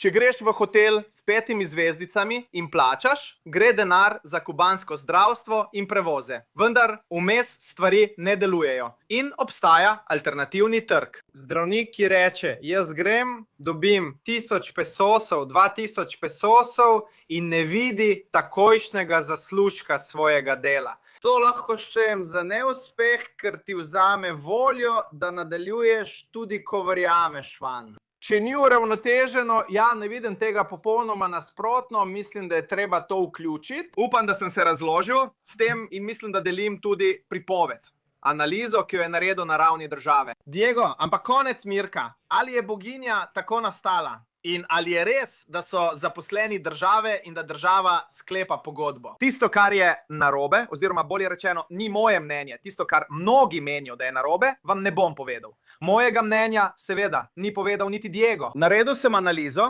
in sicer, da obstaja prisila, da ni priznanja zunanjega angažmaja. Obstaja tehnična strategija, ki je bila pravno obravnavana tudi kot trgovina z ljudmi. Točka. Prepričan sem, da je ravno obratno. Ta vrsta dialoga je tista, ki se odvija ali bi se morala odvijati na univerzi, da bi razširili pogled na temo. Zato sem ti rekel, da je človeška plat, po mojem mnenju, vredna poudarka in pohvale. Tudi tisti, ki ti med covidom pomaga, je izpostavljen tveganju. Bistvo je, da popolnoma razumemo logiko tega razmišljanja. Kot da bi kapitalizmu dovolili vse, socializmu, ki je ostal v manjšini, pa ne bi smeli dovoliti določenih vrst strategij. Kar si povedal, ima popoln smisel in odlično razlago. Na ravni mednarodnega prava je bistvo v tem, da je država subjekt mednarodnega prava, podjetje pa ne. In to je pomanjkljivost v mednarodnem pravu. Ker danes obstajajo čestnacionalna podjetja, ki ustvarijo večji bruto domači proizvod kot država, pa niso podvržena mednarodnemu pravu in imajo zato proste roke pri različnih stvareh. To je kar precej. V španščini abrumador pomeni tudi nekoliko strašljivo. Vendar je v arhitekturi mednarodnega prava, ki jo imamo danes, država subjekt mednarodnega prava, ker ratificira določene pogodbe, medtem ko ima podjetje bolj proste roke. Podjetje z izseljenci na to ravna skoraj po svoji volji. In seveda obstajajo države, ki uporabljajo podjetja za isto stvar, kot jo počne Kuba, vedno v strateškem smislu. Tega ne počnejo neposredno, temveč prek podjetij iz tiste države, kot Kuba. V mednarodnem pravu je glede tega vedno obstala napetost. Za Kubo pa je to seveda ne samo strateško, ampak tudi nekakšna diplomacija, diplomatsko posredovanje. Pozabil sem nekaj dodati k tvoji prejšnji omembi. Ni samo vprašanje dostopa do izobrazbe, ki je bila na Kubi razširjena, ampak tudi dostopa do kulture. V 15 letih bivanja in dela v različnih državah Latinske Amerike sem vedno opazil nekaj posebnega pri generacijah rojenih malo pred mano. Do 60-ih, 70-ih let in torej pred padcem Sovjetske zveze. Dostop do kulture je bil izjemen, precej nad povprečjem istih generacij v Latinski Ameriki, ki niso pripadali tistim družbenim slojem, o katerih verjetno govorimo kot o oligarhiji skoraj, ne? Torej tistim, ki so imeli dostop so imeli takšno ekonomsko moč. Zato grem študirati na Ivy League v Združene države Amerike ali na evropsko turnejo. Ne, glej, če si v 90-ih vzel 30-letnega Kubanca v Združenih državah in ga primerjal s 30-letnikom iz srednjega ali nižjega sloja iz preostale Latinske Amerike, in razlika je bila neverjetna z vidika kulturnega znanja, kognitivnih sposobnosti, globalne usmerjenosti. Tudi tam obstajajo kritike. Danes vstopiš v knjigarno na Kubi in vidiš znameniti stavek Fidela Castra. Mi ne rečemo ljudem verjemite, mi ne rečemo ljudem verjemi, rečemo ljudem beri. Potem pa obstaja cenzura, ki določenim knjigam ne dovoli vstopiti. Leggi quello che piace a noi, insomma. Tudi nasprotje. Rečeš mi, beri pa knjige, ki lahko pridejo, ki so bile seveda knjige za veliko vsebino, od katerih je bilo veliko knjig po ruski invaziji in Ukrajini cenzuriranih v Italiji. Puškin je postal neberljiv po ruskem napadu na Ukrajino, saj je bila ta bližina precenjena. Čakaj, tudi jaz pravim, da je osnovni problem. Eden od velikih značilnih elementov velike kubanske pobude je bil narediti kulturo dostopno in razširjeno med vse sloje prebivalstva. To je v Latinski Ameriki naredila le Kuba. Če nam ponudiš le, kar želiš ti, smo neodločeni, saj je svoboda le navidezna.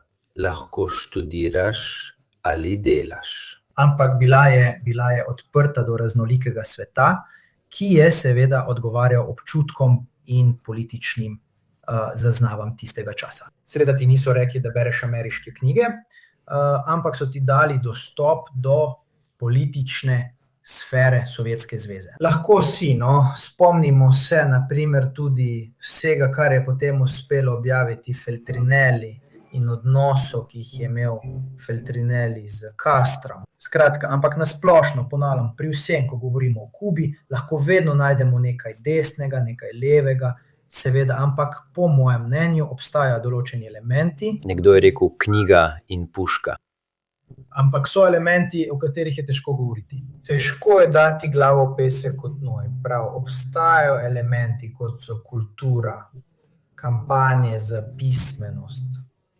In uspelo je spomnimo se, v letih operacije Kondor, biti edina trdnjava v Latinski Ameriki proti ameriškemu imperializmu. Spomnimo se, da je tisto, kar je seveda povzročilo padec Allendeja v Čilu leta 1973. Prav to je bila ideja, da se ustvari zavezništvo s Kubo, in da se socializem uveljavlja ne skozi oboroženo revolucijo, ampak znotraj demokratičnega sistema. To delo, ki je potekalo v izolaciji Kube, je povzročilo pritisk za državni udar v Čilu. Tako je bila Kuba dolga leta pravi branik. Danes si zastavljamo vprašanje, brez odgovora ga puščam. Díaz-Canel predstavlja to dediščino za Kubance in za tiste, ki so na mednarodni ravni branili, se zaljubili v kubanske sanje in jih naredili za svoje življenjsko poslanstvo. Tudi v Italiji se vemo, da se v Italiji na Kubo gleda z veliko naklonjenostjo, z veliko topline. Ne vem, če je Díaz-Canel ta veliki nosilec te kubanske tradicije, je nekoliko težko. Povem svoje mnenje o vprašanju zdravnikov glede na predhodnika. Največji problem je, po mojem mnenju, dejstvo, Locatelli je dal primer pogodbe, torej obravnavati državo, kot da bi bila zasebnik. Največji problem vidim v tem, da so prisiljeni, hkrati pa brez socialnega dela ne napredujejo v karieri. In tu je problem. Delavec v podjetju se lahko odpove službi, če noče iti opravljati vzdrževanje na Poljsko, poleg tega prejema plačo itd. Torej, po mojem mnenju je največji problem prav v tem, da si prisiljen. Si prisiljen, ker boš sicer imel težave doma. In zato ne vem, s kakšno voljo lahko nekdo gre, s kakšnim, recimo, statusom, miselnostjo, skratka, služiti na tak način. Ampak se mi zdi to najmanjši problem. Koliko bo teh zdravnikov? Nekaj tisoč v primerjavi z vsemi težavami Kube. Spravi, lahko bi napisali cele reke stvari, ampak zagotovo je to eden najmanjših problemov, ki jih imajo. Kot sem rekel prej, za Severno Korejo ni to, da nekaj tisoč severnih Korejcev, ki gredo sekat drva v Rusijo in jim je recimo zarubljena plača, ki jo plačajo Rusi. To je najmanjši njihov problem, imajo še druge. Imamo vprašanje Stefana Di Donata. Kitajci nimajo interesa zaščititi Bejukal in drugih lokacij, ki jih uporabljajo za Sigit proti Združene države Amerike. Ne vem, koliko so Kitajci posebej zainteresirani za Kubo ali so v tej smeri kaj ukrepali. To ni ena od tistih držav, kjer smo jih videli veliko delovati, kot recimo v nekaterih italijanskih mestih, pa tudi v Afriki ali Južni Ameriki. Potem vzamem še eno, ker jih bom sicer izgubil. Kot direktor Rusije menim, da je to zaradi ravnanja Združene države Amerike najbolj neumno vprašanje, kar sem jih prebral. Ker opravičevati napako, vmešavanje, nasilje z drugim nasiljem ni igra z ničelno vsoto. Pri meni doma en tat plus še en tat pomenita dva tati, tudi pri meni doma. Zato opustite to miselnost ampak tudi, ampak drugi in potem še fojbe, ker je to res način razmišljanja. Tudi zato, ker če Rusija, Krim, Donbas in druga območja Ukrajine, Združene države, Venezuela in Kuba, Kitajska je 2 minuti stran od tega, da zavzame Tajvan. Veš, pravijo, da sem miren. Odpustite mi. Jaz sem proti ameriški invaziji na Afganistan. Irak 1, Irak 2. Proti njihovemu posredovanju v Venezueli, obleganju Kube in proti Rusiji v Ukrajini. Hamas mi ni posebej simpatičen, prav tako ne Izrael, glede tega, kar je storil v Gazi. V smislu, če si ideološko, na eni strani moraš imeti tudi sposobnost, da vseeno gledaš primere posamezno, ne po strankarski liniji. Glede na prej omenjeno kompleksnost, mislim, da je Claudio želel nekaj povedati o Kitajski. Če se ne motim, sem bil po naključju tam, ko so se Kitajci povezovali z 2 državama glede elektrike. Kuba in Južna Afrika. Na srečanju BRICS je južnoafriška vlada podpisala sporazum o upravljanju izpadov elektrike, ki v Južni Afriki niso posledica embarga. So zelo občasni, torej so pogosti po številu, vendar ne gre za popolne izpade omrežja. Niso nacionalni, vzroki so povsem drugačni. In prav Kitajska je podpisala sporazum z Ramaphoso, južnoafriškim predsednikom, ista Kitajska, ki je pred nekaj tedni očitno ponudila Kubi enako vrsto sporazuma. Torej, južnoafriški sporazum je vključeval čaj, to ni šala, torej rooibos, prav listi čaja, ter še nekaj drugih južnoafriških izdelkov. Zameno za upravljanje električne energije. Obstaja še nekaj uradnega, kar ne poznamo. Na Kubi se zdi, da je približno enako, saj tudi Kuba Kitajcem nima veliko za ponuditi, česar Kitajci že ne bi imeli. Tako so na ekonomsko mizo postavili upravljanje elektrarn in njihovo posodobitev. Ker so trenutne elektrarne, kot sem omenil na začetku, sovjetske, vendar so inovativne komponente dejansko zahodne, mimogrede tudi iz italijanskega podjetja. Obstaja italijansko in francosko podjetje, ki je v 90-ih uredilo komponente. Sovjetske elektrarne na Kubi, rezultat je bila katastrofa. To je malo podobno ukrajinskemu orožju leta 2023. Najdeš sovjetsko orožje z NATO-vim strelivom. Kitajska poskuša isto potezo tudi na Kubi. Trenutno še ne vidimo nobenih praktičnih rezultatov. Ampak javni avtobusi na Kubi so že 15 let kitajski. Niso ruski, so kitajski. V tem trenutku, ko govorimo, tega nisem preveril. Zato želim povedati, da to, kar prihaja do Kubancev tukaj, ni dejstvo, ampak kubansko dojemanje. V ruski naftni ladji naj bi pristali v pristanišču Matanzas na Kubi. Še nisem preveril, če so bili 18 ur brez elektrike, povezava je še pred kratkim prekinjala, Matanzas pa se ne more priključiti. Spomnim vas, da se ne moremo premikati, niti preteči 300 km. Seveda pa je možno, da prihaja slavni italijanski proruski propagandist, ki je navajen živeti v Moskvi, me je napadel in rekel: ne pozabi, da prihajajo Rusi. Vsem povem isto kot on, saj to vzbudi razmislek. Mafijci ščitijo tiste, so jim mar, druge pa ubijajo.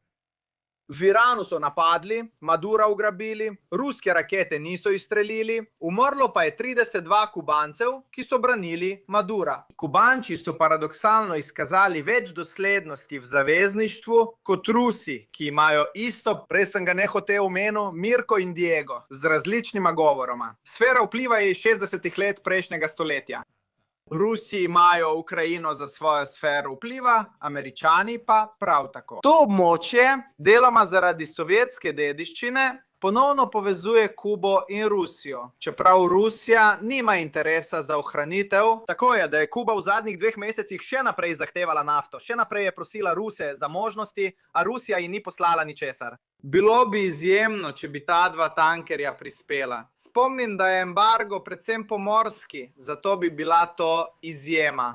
Še vedno ne vem, ali je to res, ali če plujejo drugje, ker se je ista stvar zgodila s tankerji, ki so jih ustavili Združeni državi, ki pa niso šli na Kubo, čeprav so izjavili, da grejo na Kubo. Iz tega se je razvil kaotičen mehanizem, kjer ni bilo jasno, kam so šle. Zakaj bi ruski tanker, Združene države Amerike, sporočil, da gre na Kubo, če ve, da ga bodo ustavili? To nima smisla. Zaključujem to temo in trenutek z enim vtisom, ker je Diego prej vprašal, kaj menijo o predsedniku, o Diazu Canelu.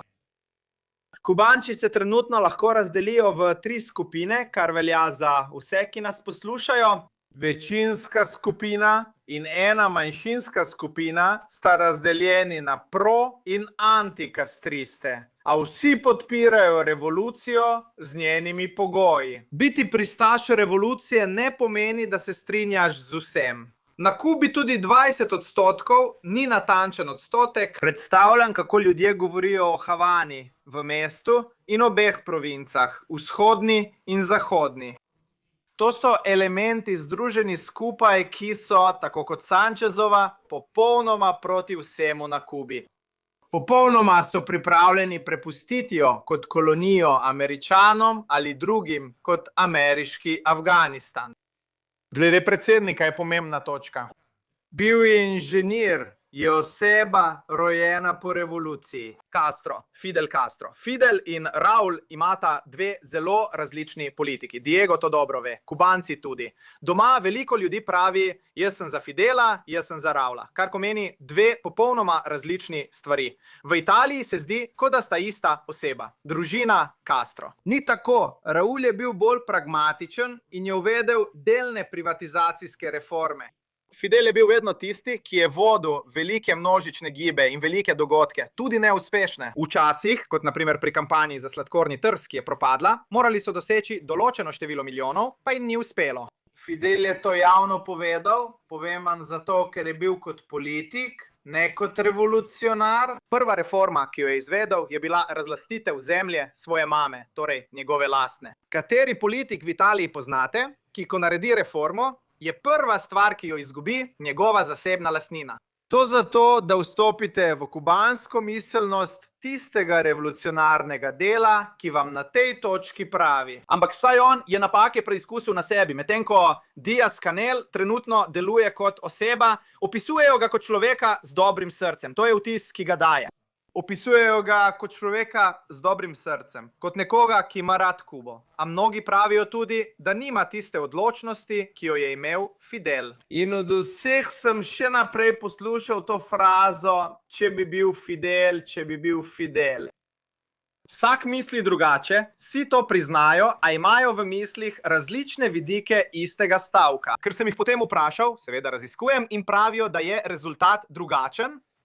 Ampak to je pomembno, ker pomeni, da imajo ljudje v svoji zavesti res to referenco. Kot da bi rekel, saj on, ko je delal stvari, tudi če je delal napake, jih je naredil na lastni koži. In to v tem trenutku na Kubi dejansko ostaja. Pozor pa na mladino. Leta 2015 sem govoril z ambasadorko G4 Kube v New Yorku. Si v temni sobi z rdečim telefonom, ki se uporablja v težkih situacijah, in sliko Fidela Castra. Rekla mi je, imeli bomo svobodni trg in hkrati vse dosežke revolucije. Gledal sem ga in mi je šlo na smeh. Iz žalosti zaradi te ideje. Nekateri mladi ali manj mladi Kubanci, stari okoli 30 let, so imeli predstavnico G4 na Organizacija Združenih narodov, kubansko diplomatko, staro 22-23 let. To je ena od kulturnih pridobitev revolucije, o kateri je govoril Diego. Da lahko, kot Jurij Gagarin, dostopaš do vsega. Podobno je bilo tudi v delu začetne Sovjetske zveze.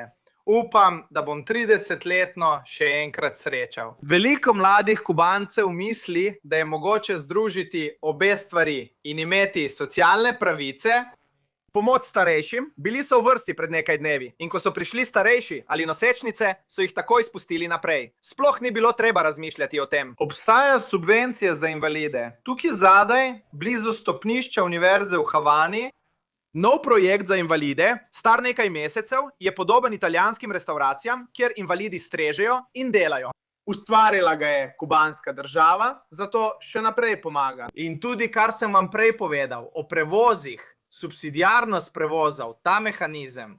Vidite, kubanska miselnost je zapletena in tudi kubanska situacija je zapletena. Veliko mladih misli, da si želijo trga, kot ga imamo mi, ker so dovolj pametni, da to razumejo in dovolj izobraženi, da si ga želijo. In mislijo, da bi Kuba lahko postala Italija, ne pa, da bo Kuba postala Nigerija.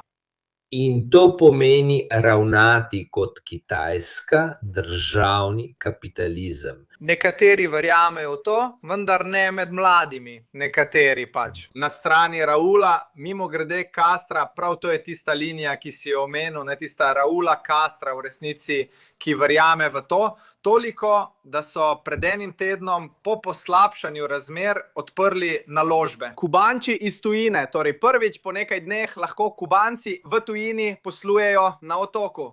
Ampak to je manever narejen v sili in trenutno mimogrede ne daje nobenih rezultatov, torej res ni ničesar. Kako delujejo izdelki na Kubi? V povezavi s tem greš kupiti izdelek, stane te malo, kupiš jih 50, kot vstopnice za stadion v Italiji pred 5 leti.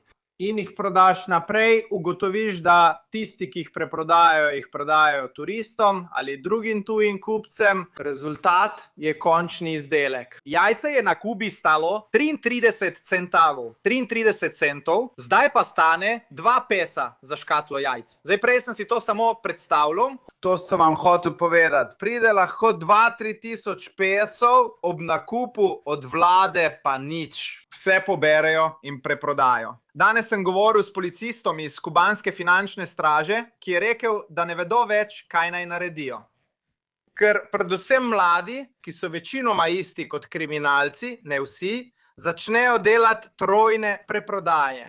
Mama želi kupiti subvencionirano, brezplačno mleko, kar je pozitivna stran revolucije, a ga ne najde. Ker drugi ljudje, ki si želijo istočasno izboljšati svoje življenje, preprodajajo stvar naprej in tako ustvarjajo začaran krog, kar je razumljivo. Na drugi strani je obup. Mladim se zdi, da imajo kot Italijani prihodnost in lahko poletijo, ker se ne zavedajo, da njihovo gospodarstvo, in ne govorim samo o trenutnem, ampak o dejanskem gospodarstvu otoka sredi Karibov, ni primerljivo z militarizirano, ekonomsko bogato državo, kot je evropska država, ki je imela kolonije.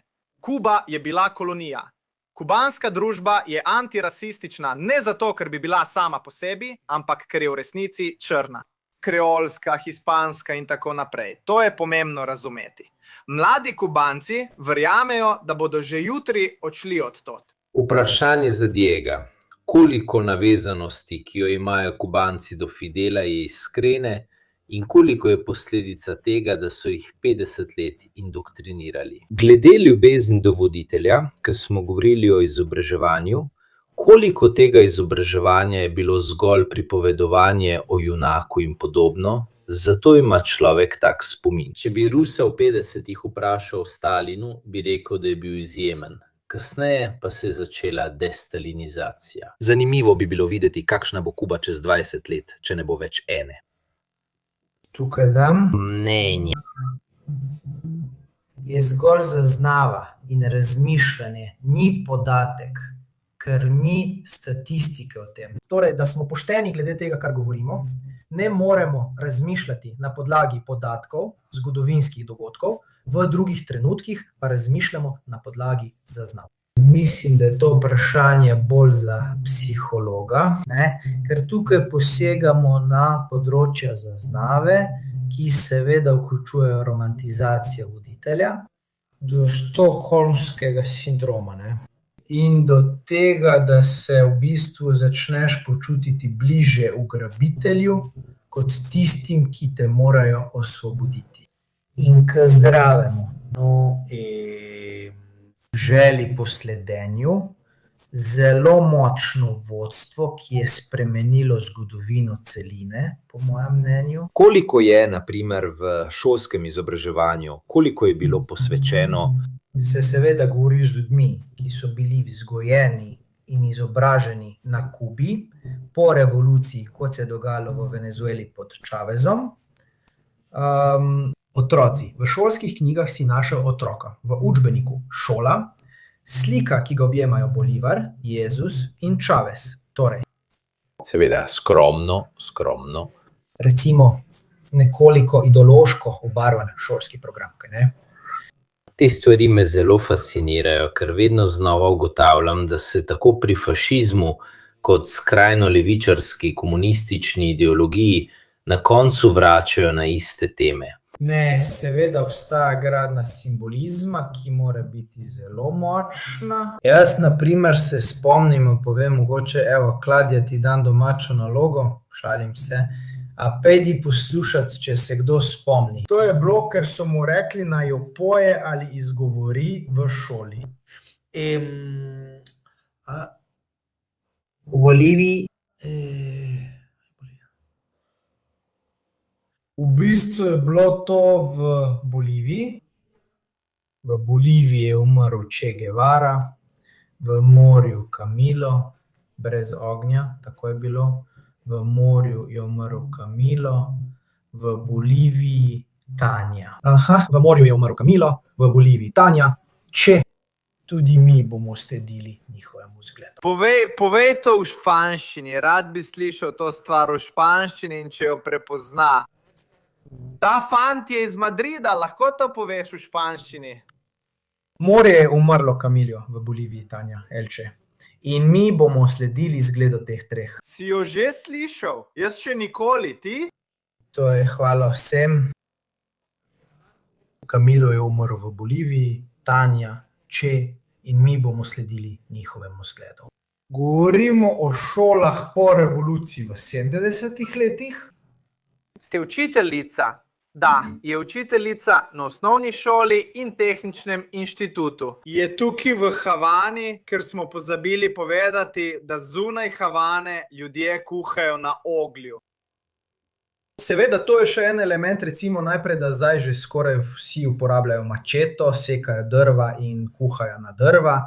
Torej, kot smo prej rekli, obstaja vrsta izročil, simbolizmov, ki seveda skušajo povzdigniti lik voditelja, ampak je tako kot takrat, ko govorimo o Chavezu, lahko se strinjaš ali pa ne glede tega, kdo je bil Chavez, glede njegovega sloga, zanikati njegovo voditeljstvo ali karizmo pomeni iti proti zgodovini. Enako velja za Castra, torej za Fidela Castra, ker je Raul, kot je rekel Claudio, na primer, zelo spodbujal privatizacijo. Torej pod predsedstvom Castra od leta 2008 do 2018 Raula Kuba je izvedla pomembne gospodarske reforme, znane kot aktualizacija, s katerimi so posodobili socialistični model, ki je bil po Raulu že precej zastarel. Dali so prostor ne le zasebni pobudi in samozaposlitvi, temveč tudi podjetniški dejavnosti ter povečali število projektov. Fanti, ne razširjajte, imam še 5 minut. Začnimo z zaključkom. Povej stavek, ki... Rekel je, v morju je umrl Camilo, v Boliviji Tanja in Che, mi bomo sledili njihovemu zgledu. Si jo že slišal, jo poznaš? Ja, dobro, jo že prej poznaš, ja, in je priljubljena, še vedno je priljubljena, zelo priljubljena, pravi, da je še vedno zelo priljubljena, tudi med mladimi. In Tamara Bunči, Tamara Bunči, seveda, Tanja in Tamara Bunči. In zakaj je bilo to? Ravno zaradi tega. To mi je povedala, ko sem delal v Ekvadorju, na meji s Kolumbijo, kjer je bil 48. front, FARC. Ko sem delal tam, kubanski zdravniki, ki so pobegnili iz misij, so mi povedali, v šoli so nas silili pred zastavo peti to pesem. To je bilo zato, da se spomnimo najbolj vidnih, ki so dali življenje za Kubo, zato smo morali imeti ta duh. Torej, ponavljam, seveda obstajajo različni elementi, vendar je vodstvo Castra, po mojem mnenju, se prodajalo samo od sebe. Želim povedati nekaj pomembnega. Če bi Kuba, tista Kuba, ki jo poznamo, padla in ne na zgodovinski, naraven način držav, ki imajo notranje spremembe, ki lahko, na primer, z Raulom Castrom prinesejo reforme. Tako, ki se je osvobodila. Kaj se zgodi, če Kuba pade, ker se govori o strmoglavljenju kubanskega sistema, čeprav nimajo notranjega procesa? V tem trenutku, kot želi storiti Trump, se verjetno ugasne zadnji plamen v Latinski Ameriki, možnosti za nekaj drugačnega. Foro de São Paulo, ki ga nekdo omenil v komentarjih, izvira iz 90-ih let. Govorili smo o Luli, Chavezu in drugih predsednikih, ki so zaznamovali to obdobje. Mirko, se spomniš rožnatega vala v obeh ciklih, vedno so temeljili na enem načelu. Kuba je bila izhodišče, točka vrnitve, velik ideološki tok, tista, ki je uspela kljubovati pritisku Združenih držav. Če bi Kuba padla, danes v Latinski Ameriki ni nikogar, ki bi lahko prevzel to dediščino, ki je zelo velika. Ampak ko enkrat pade, Venezuela, z vsemi napakami, ki jih je Venezuela naredila, ali za katere jaz mislim, da jih je naredila. Vemo, trenutno ni nikogar. Sheinbaumova trenutna v tem trenutku, Claudia Sheinbaum, ni sposobna recimo uravnotežiti morebitnega padca, morebitnega zloma Kube. Trenutno. Tudi zato, ker po Chiapuju, po Mehiki trenutno torej ni nobenega problema glede tega, kaj želi Trumpova administracija. In sprašuje Claudio, pojdi, to, kar so mi povedali Kubanci in kar zbiram te dni. Socializem moramo zaščititi, a ga tudi posodobiti in spremeniti. Tisto, kar si želijo različni, predvsem tisti, ki malo bolj razmišljajo, je, da tisto, kar je prav, kar deluje, kar je lepo, kar ima smisel, ostane. Vse ostalo pa je treba prilagoditi letu 2026. To sem večkrat slišal od starejših, starih med 35 in 50 let, ki to nenehno ponavljajo. Naredili smo prav, obstaja več pravih stvari, veliko smo jih omenili v tem prenosu skupaj z Diegom. Mora biti posodobljeno, ne sme postati vrt nekoga drugega, saj tu grozi še kaj hujšega kot nož na cesti. Grozi, da bodo nekatera območja podobna Južni ali Srednji Ameriki. Tako je, grozi, da postane Haiti. Kuba je bila desetletja in še zdaj nekoliko manj varna in dostopna za mnoge. Trdnjava, kot je rekel Diego, ima svoje težave in protislovja, a tudi nekatere socialne kazalnike pričakovane življenjske dobe. In drugi, enaki našim, a z le 500 delom našega denarja. Prav zato mnogi pravijo, moramo uspeti ohraniti to, vendar ne moremo nadaljevati tako. Vse moramo posodobiti do leta 2026 in najti nekaj novega. uporabljajo star izraz stalna revolucija. To ponavljajo. Za konec, sploh ne prenesem njihovega sistema, prav tako mi ni všeč nič povezano s sovjetskim sistemom. Verjamem, da naj vsak ravna kot meni, da je prav, in da naj narodi sami odločajo, če ne želijo več tega sistema, ne pa tuje vlade. Torej naj naredijo, kar mislijo, da je najbolje, in upam, da ne bo zunanjih vmešavanj.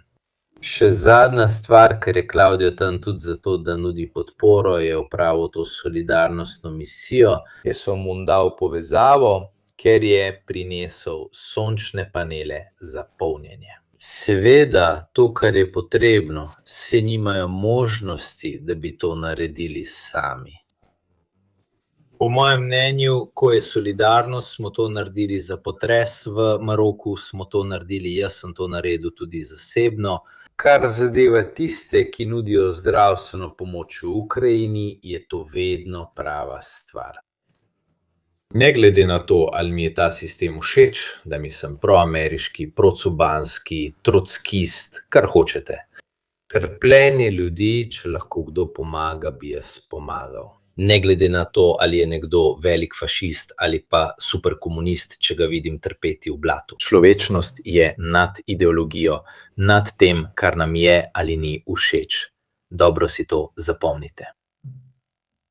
Ostanimo ljudje in rečem samo to, ker njima, oprostite, manjka pika. Sem tukaj na misiji preverjanja in obveščanja, kot pogosto počnem. Torej, kdorkoli želi izkoristiti mojo angažiranost na terenu in tako dalje, lahko podpre in omogoči to misijo ter dodatno podpre to solidarnostno akcijo. Za jasnost, Mirko je omenil prenosne zložljive panele za polnjenje. En panel smo nedavno uporabili za polnjenje telefonov in svetilk. Kot si lahko predstavljate, sta to trenutno najpomembnejši potrebni stvari. Tukaj sem samostojno, v času, ko je prisoten tudi mednarodni solidarnostni konvoj, ki je del dogodkov z nekaj kritikami. Tako, spremem celotno Kubo, tudi to, vendar nisem del tega konvoja, niti drugih stvari. To je misija kot mnoge druge. Mirko, pogosto prihajam, veš, ker mi daješ prostor in možnosti, ampak sem tukaj vedno samostojno. Vi, ki spremljate mene ali Diega, če želite še naprej podpirati delo na terenu, letala, hrana in stvari stanejo, zato je treba podpreti misijo in solidarnostno akcijo. Gre za 20 zložljivih panelov za mobilne telefone in svetilke. Da smo natančni, hvala, radi to poudarimo, saj Mimogrede. je bilo omenjeno, zakaj. Moraš iti. Ne, pravim, strošek panelov. Ki jih je Kladi pravilno omenil, ki jih je omenil kot čovn, on je vse omenil prej, torej to je zgodba. Iskreno hvala Diegu Battistezi in Claudiu Locateliju. Se vidimo v torek, ko se bomo ponovno ukvarjali z Iranom, ker se dogajajo stvari in jim moramo slediti. Z mano bodo Daniele Moro, Fontana in Lanzara. Bili bomo nekoliko politični in tehnični, da razjasnimo mite, saj je bilo med sestrelitvami prijateljev veliko zmede. Potem se osredotočamo na podrobnosti, naprimer na 2 izstreljeni raketi, na Diego Garcia, in potem ne gledamo širše slike tega, kar se dogaja. Torej, hvala vsem in lahko noč, se vidimo v torek.